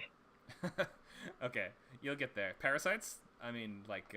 Yeah. Well, but parasites has a complete and total different implication, Like, I think, like, slithers, like Cronenberg, something that wants to live inside you. Anyway, I'll work on that. It can also be something like a lamprey that attaches to the outside of a whale, or like a star. Like, remember the Vinox in Star Wars Empire Strikes Back? Like those little guys. So, yeah, I'm sure you'll think of it. But the point is, with horror especially, the exact mechanics and the hook of the movie is going to be, how is the monster working? What kinds of games does it suggest to us, given its abilities and just what it's capable of? Talking to you now, maybe the monster doesn't even primarily want to eat them. Maybe it wants to eat the ship. That's why it keeps attacking them. That's why the ship is crippled. It's trying to get onto the ship and suck all of the power out, and they're going to die as a result of this thing. That's a good idea. And of course, Go ahead. No, and if they attack it, it will obviously defend itself. It will tear them apart if they try to get it off the ship, because that's what an animal would do. But it doesn't have particular interest in killing them. Right. Also, I mean, the only real way that carnivorous space-dwelling creatures could exist is if there are enough other space-dwelling carnivorous creatures for them to sustain themselves on... Like, is there enough biological matter in space for them to eat and actually survive?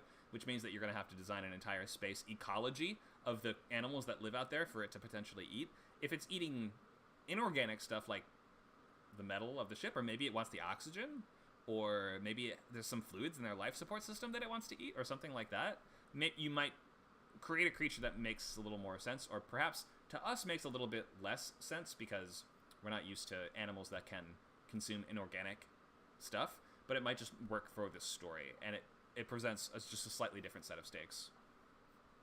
Yeah, think about it in a Darwinist sense, which I never have. Like, why on Earth would a clump of cells, or in space rather, would a clump of cells evolve to eat meat in space, or anything else? What would you evolve to eat in space?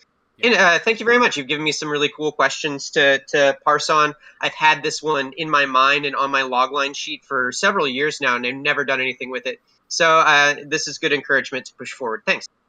Sure. Thank you for the logline. This sounds cool.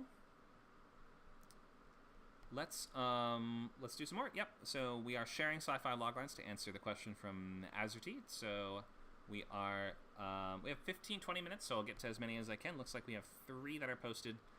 If we don't get to yours this week, then make sure to sign up for next time. This class runs for 4 more sessions after this. Let's do Carmen. Do we have a title and do we have any more info for this one? Is this an obsessive? This is a logline, right? Yes. Yeah, I don't have a title yet, though, Connor. That's okay. But I can think of one. You can wait on it. We can just call it Untitled for now. Why don't you read out what you have? Okay. An obsessive-compulsive librarian discovers a book with optical cerebral translation properties and must travel to the exact nanosecond of time to facilitate her return to the love of her life. Something like that. Okay. Thanks for that. So she discovers a book. So what would you say is the subgenre of this? Is this kind of like a romantic drama or something like that? Or what exactly is this?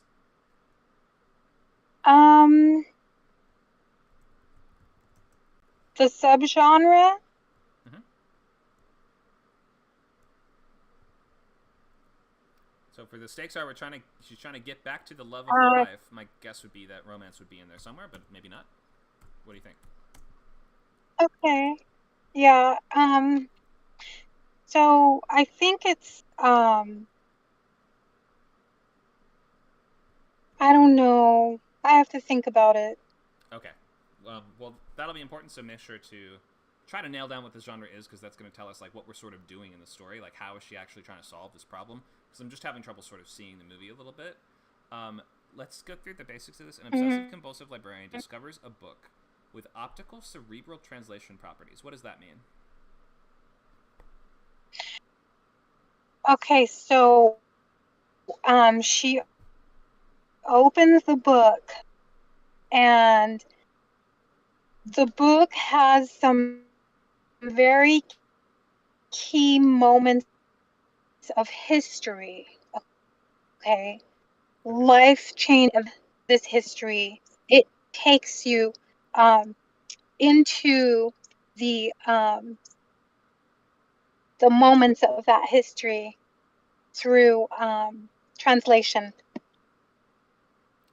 I don't understand. It's an optical, like, It's a history book? how they read.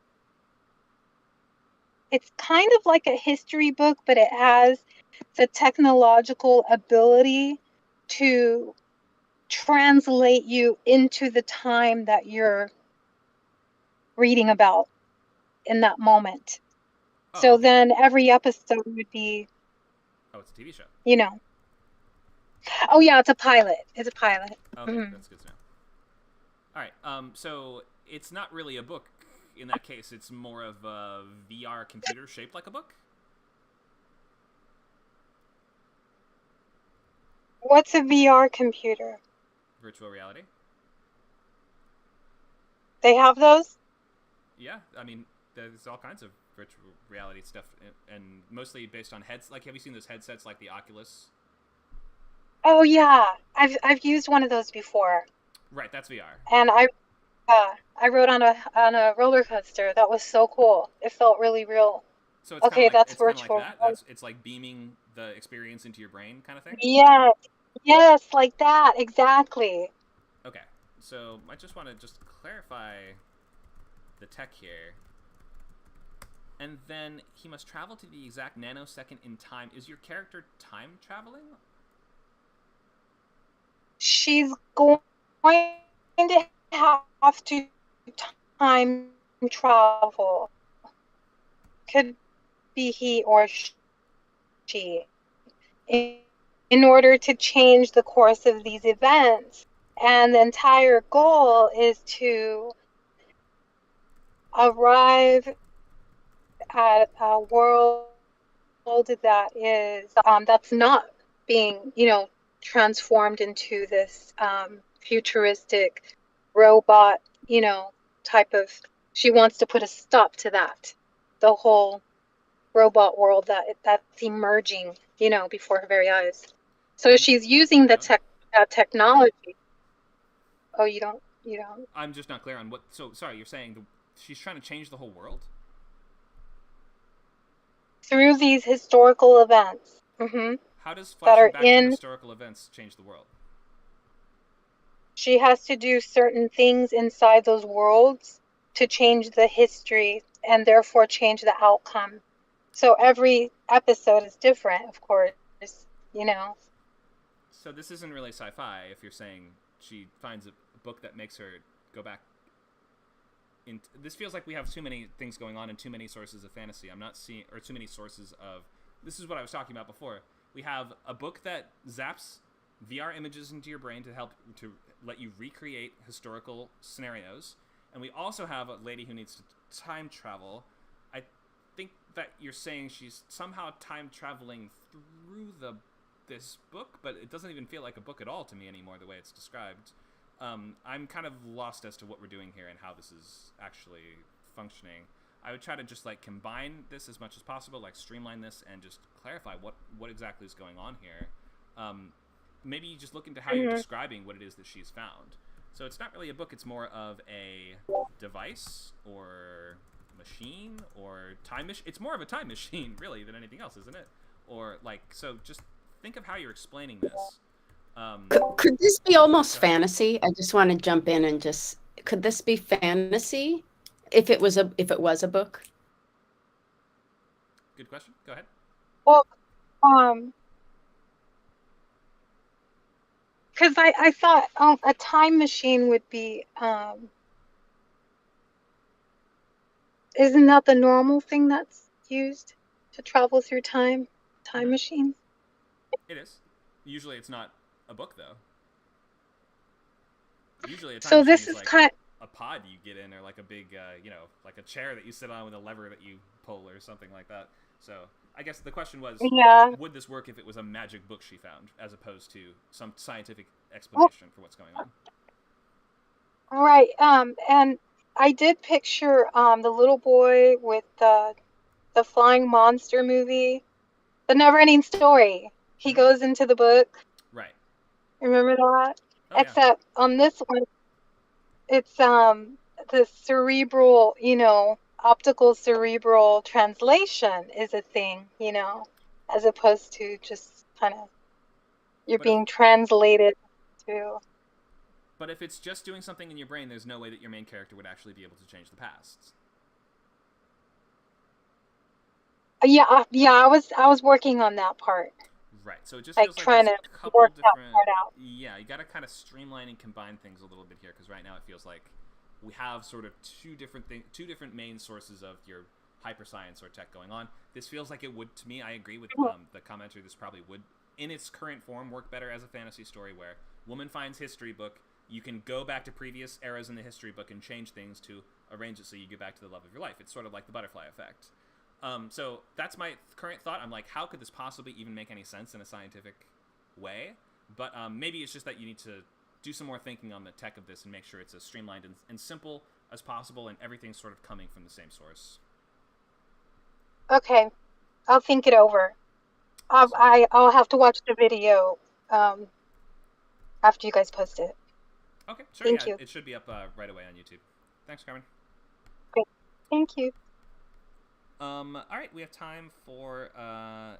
So we'll cut off the logline posting at the moment, and I'll get to all the ones that are here. But if you have more, you can enroll in the class. Look in the chat right now, and you'll see a little poll. You can click those blue numbers that Nacho just posted. And if you're planning on signing up, you can click the little 1, and you can get instant access to all of our private chat channels and recording library.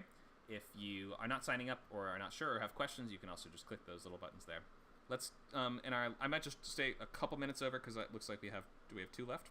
No, we have 3 left. I'll go pretty quickly through these.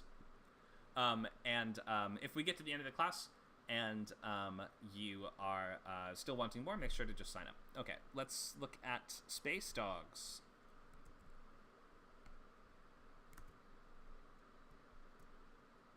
Are you here, Biton? I am. You are. Okay, great. Can you read this out for us? Sure. The Space Dogs. Genre, dystopia, war, action. Log. Following a government leak that disgraces the government, a fledgling pilot must restore his father's squad of star pilots to stop a galactic war that he himself supported and trained to fight in. All right, thanks for that. So, a pilot needs to restore his father's squad of pilots to stop a galactic war that he supported and trained to fight in. Has the war already started, or has it not?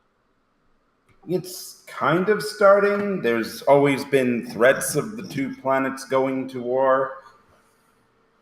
So my question is, if this is going to be sort of a build the team military type story, if you're saying the war hasn't started yet, how is a squad of fighter pilots going to stop a war?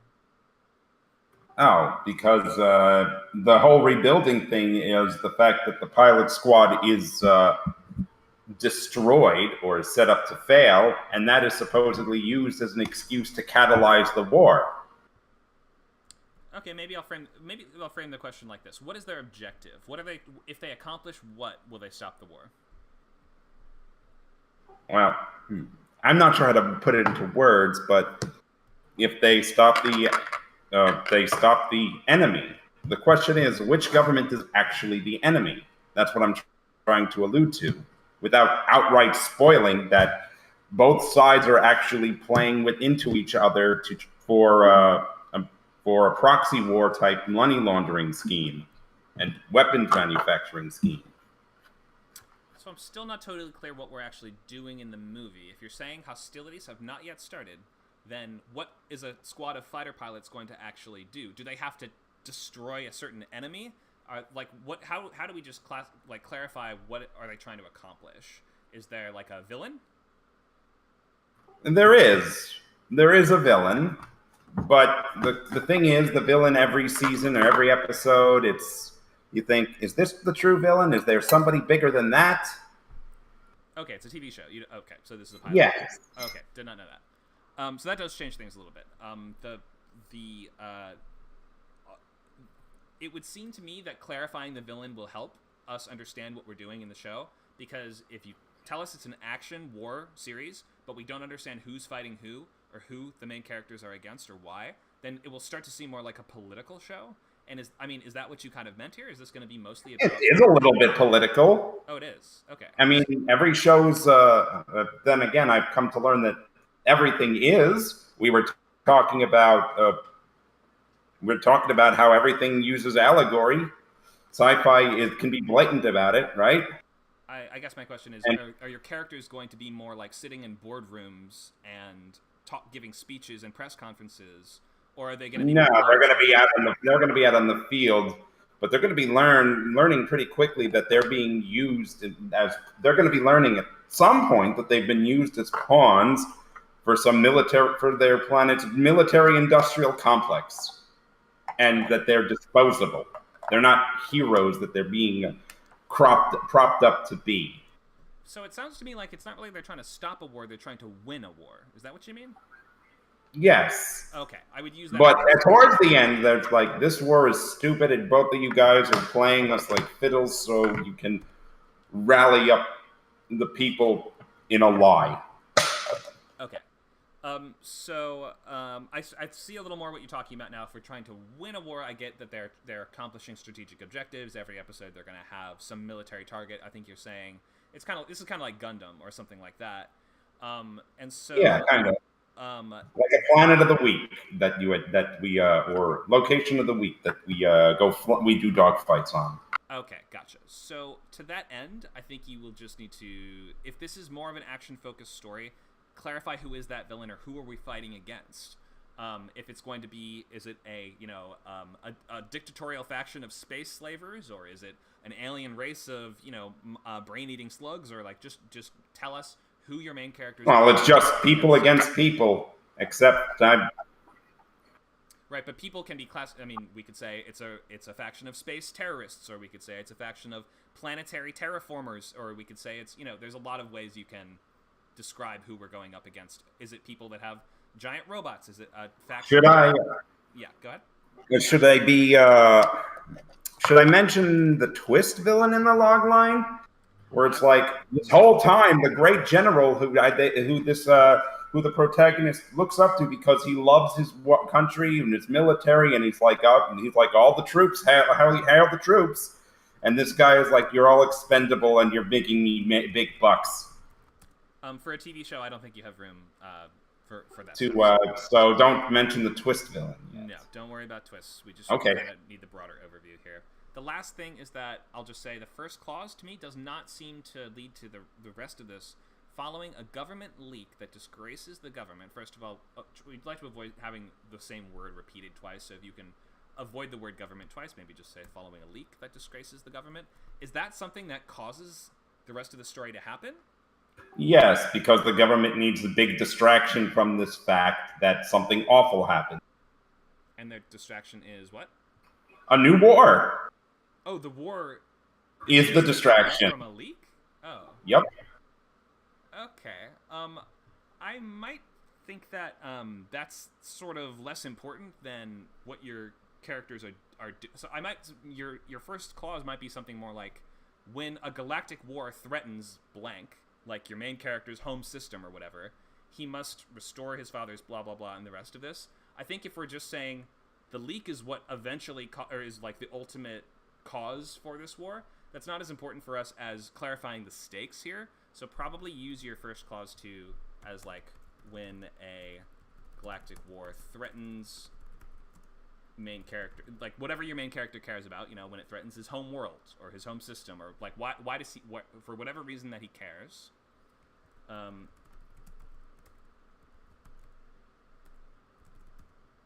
Then that's really what kicks the story off. The leak is sort of the catalyst of the catalyst. That's like saying, that's the thing that eventually causes this war to happen, and the war happening is what causes your main character to need to assemble this team and to become a great warrior pilot like his father. Try make sure that it seems like the first thing happening is logically leading to the next thing, and then the whole thing will just feel more cohesive. All right. Thank you for this. Great stuff here. Space Dogs. That's a cool title.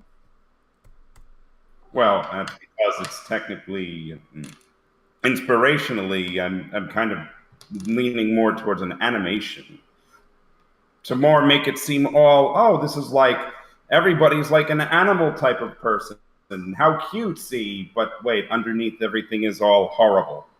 Okay, yeah, that's and that's the part that a lot of people have told me, don't do that. Don't take inspirations from that sort Well, it's up to you. It's your pilot, so you can do it however you want. Thank you so much for volunteering. We're at our 2-hour mark, so I want to just say thank you for sticking around. I have just a couple more log lines to get through, though I'm not taking new submissions at the moment. So I want to just get to Alien Boy and Azerty, and then we will wrap for today. But thank you all for coming by. I just want to remind you, if you want to continue in the course, do sign up for Script Camp, which you can do at scriptcamp.net. We have a bunch of awesome stuff coming up. Let me just briefly show us the stuff that we have coming up, and then we will finish off these last log lines. So we have TV Pilot Bootcamp that is going into week 2 tomorrow, so it's not too late to join if you want to write a brand new TV pilot in just 6 weeks, or I don't know, 4 weeks at this point. This is the last week to join before I would say just wait for the next one. So that's tomorrow from 11 o'clock to 1 o'clock Pacific time. We have a bunch more of these sci-fi classes, as I mentioned, and we have Wednesday and Thursday classes at 5 o'clock Pacific. That's every week. We also have an interview with pro screenwriter Logan Martin, who wrote the horror script Meat, off the Blacklist. That is on August 9th at 5 o'clock. We have Writers Lab Saturdays at 4. We have groups that you can join now if you are interested in joining or starting a group. Just you can fill out our form and join our group for horror writers, animation writers, or comedy writers. We also have script swaps Tuesdays at 5, and we have readings on Sundays at 2. Here's the schedule of the upcoming classes. That interview is going to be on the 3rd of August, and our brand new class on crime genre is going to be end of August on the 25th. Okay, let's, let me pause for questions really quick on anything we've talked about or on Script Camp stuff, and then we'll go back to our last couple log lines. Any questions on Script Camp? Or on this program?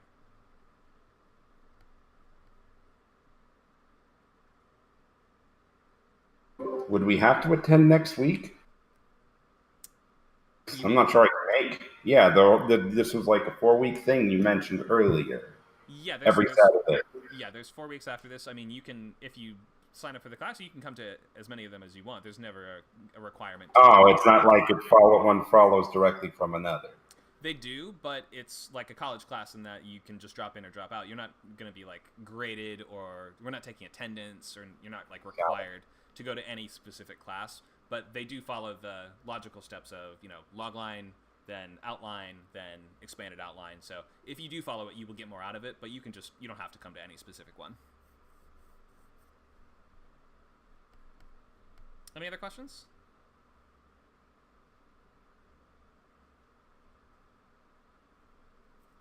Okay, great. Let's do our last 2 log lines. We will start with Alien Boy for the Mother. Can you read this out for us? The Mother, genre sci-fi thriller, logline. An ex-CIA agent helps a group of protesters to protect a pregnant artificial human from an overzealous government organization and a religious terrorist group. All right, thanks for that. An ex-CIA agent helps a group of protesters protect a pregnant artificial human from an overzealous government organization and a religious terrorist group. Okay, so is it like illegal for robots to give birth in this world or something like that? Basically, there was this group of scientists that were experimenting on creating artificial humans, and they thought, what if we made one that's able to get pregnant? And now they want it. Why?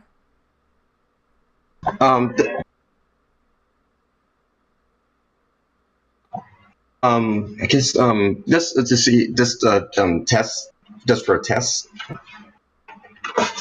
Just for tests? Yeah, because like I said, they're creating these artificial humans.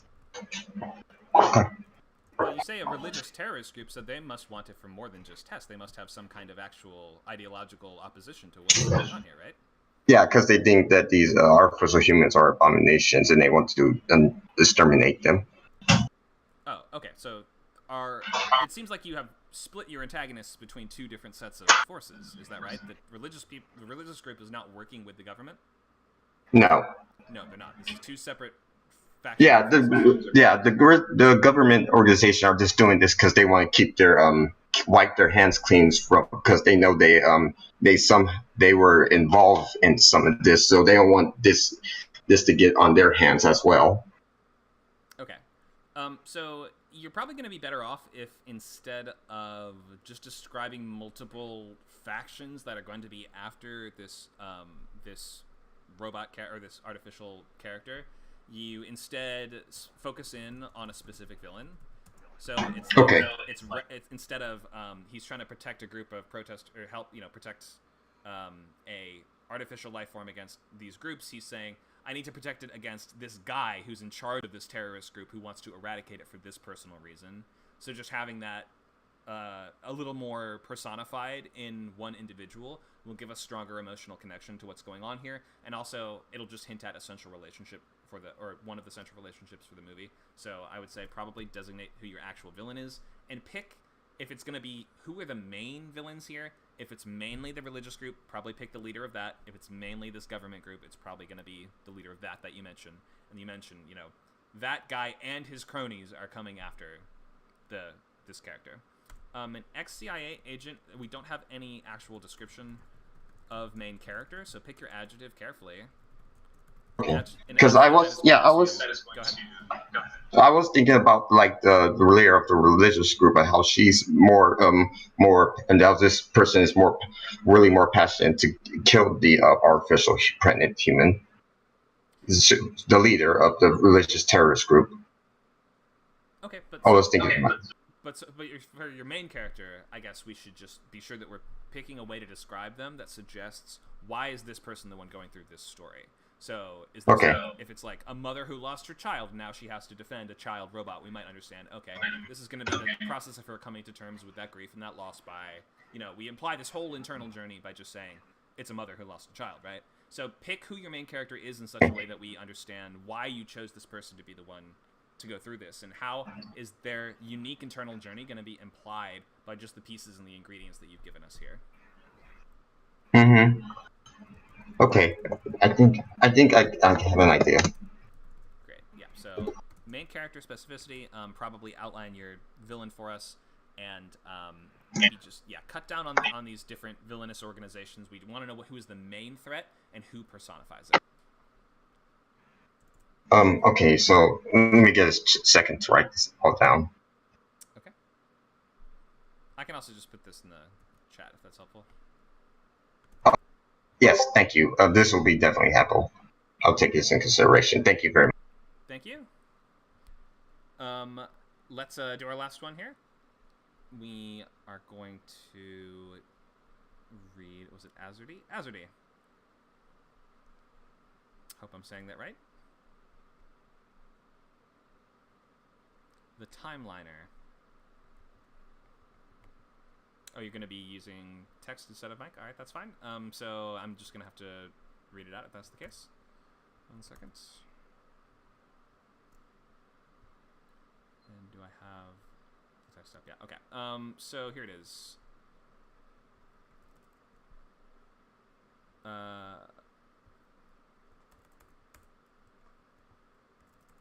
Okay. A Seattle police sergeant partners with his Golden Bear spirit guardian on a time-traveling commuter train while on a mission to find his mother. Oh, wow. Okay. So, first of all, spirit guardians are not really sci-fi concepts, so we are crossing over into fantasy already.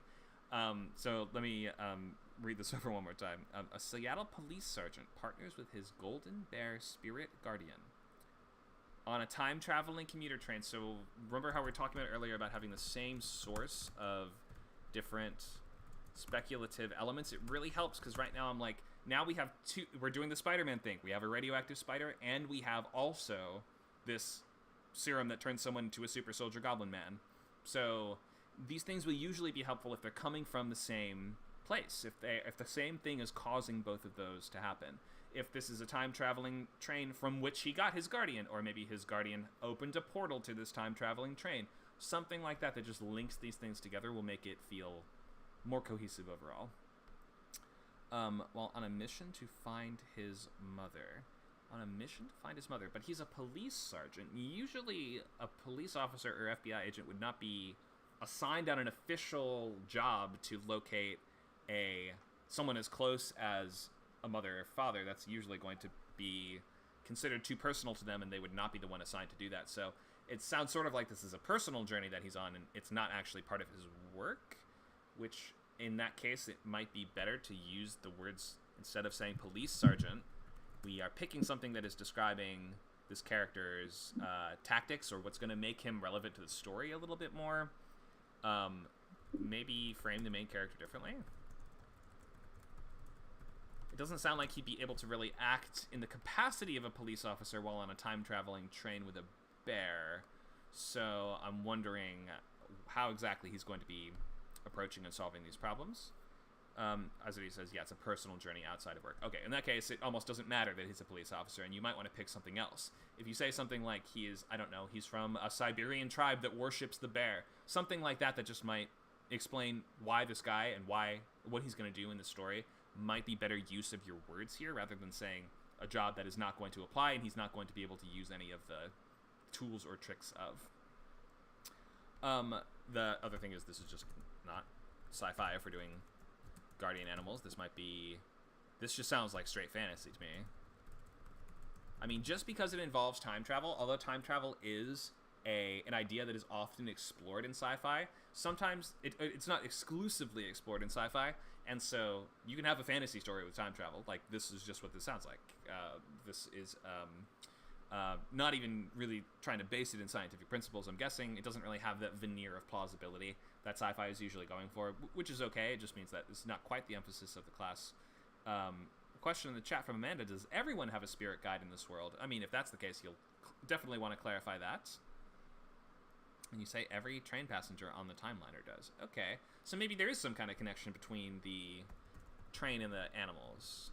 If there is, you need to emphasize that as much as you can. Connection between train and animals. Yeah, is this the same source of fantasy? Partners with his golden bear spirit animal on a time-traveling commuter train on a mission to find his mother. So is his mother lost in time or something like that? Why can he only find his mother by time traveling? So that might require you to look at your inciting incident, which is that first sentence, and it might say something like, when his mother disappears after a hadron collider accident or something like that, might be what really kicks this story off. It sounds like you need that inciting incident in order for this to make a little more sense.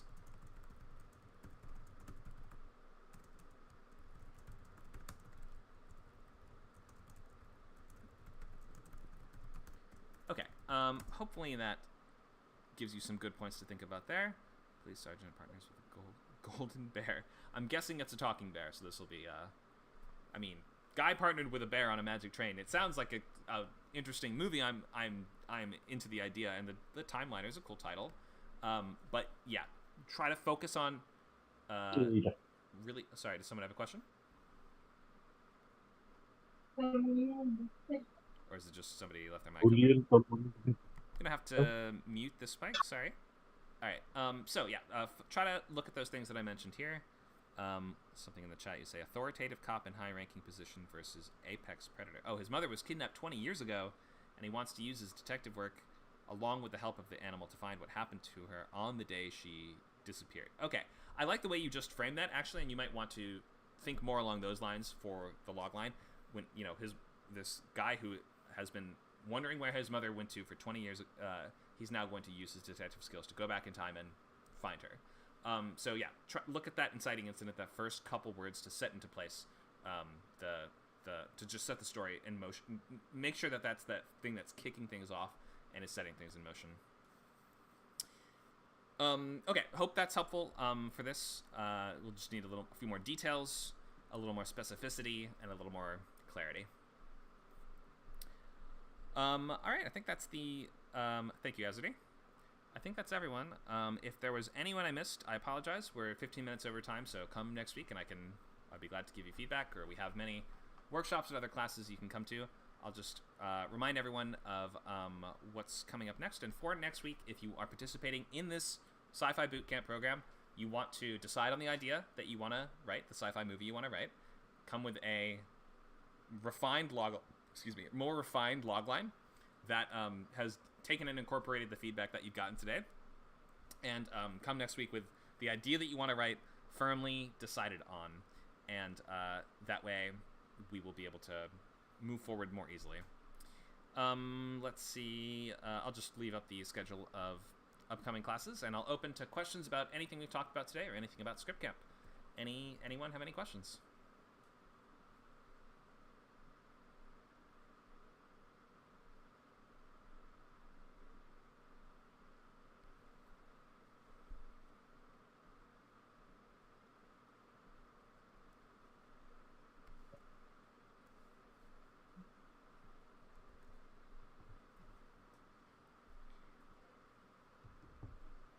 And you can feel free to either type or use the voice. Looks like we have a question in the chat here. My story has 3 worlds. Let me bring this up on the chat. Oh, we're getting some background noise from someone's mic, so we'll have to mute you there. Sorry. All right, here's the question. My story has 3 worlds: the present time, the past, and the temporal medium, the world that contains all the spirit animals and links the past and present together by train. Oh, is this a question, or is this just responding to another comment? I think this was not a question. Okay. That's okay. Sounds like we have no questions in that case. Thank you so much for attending, everybody. We'd be glad to see you here next week for more sci-fi. Next 4 weeks, same time, same place, we'll be doing sci-fi stuff. Should be super fun, so hope to see you for more of these, or any of these upcoming Script Camp events. For members, we have lab today at 4, so we'll see you there if you have questions or pages from anything you're working on that you want more help or feedback with. Thanks, everybody. Have a great rest of your weekend.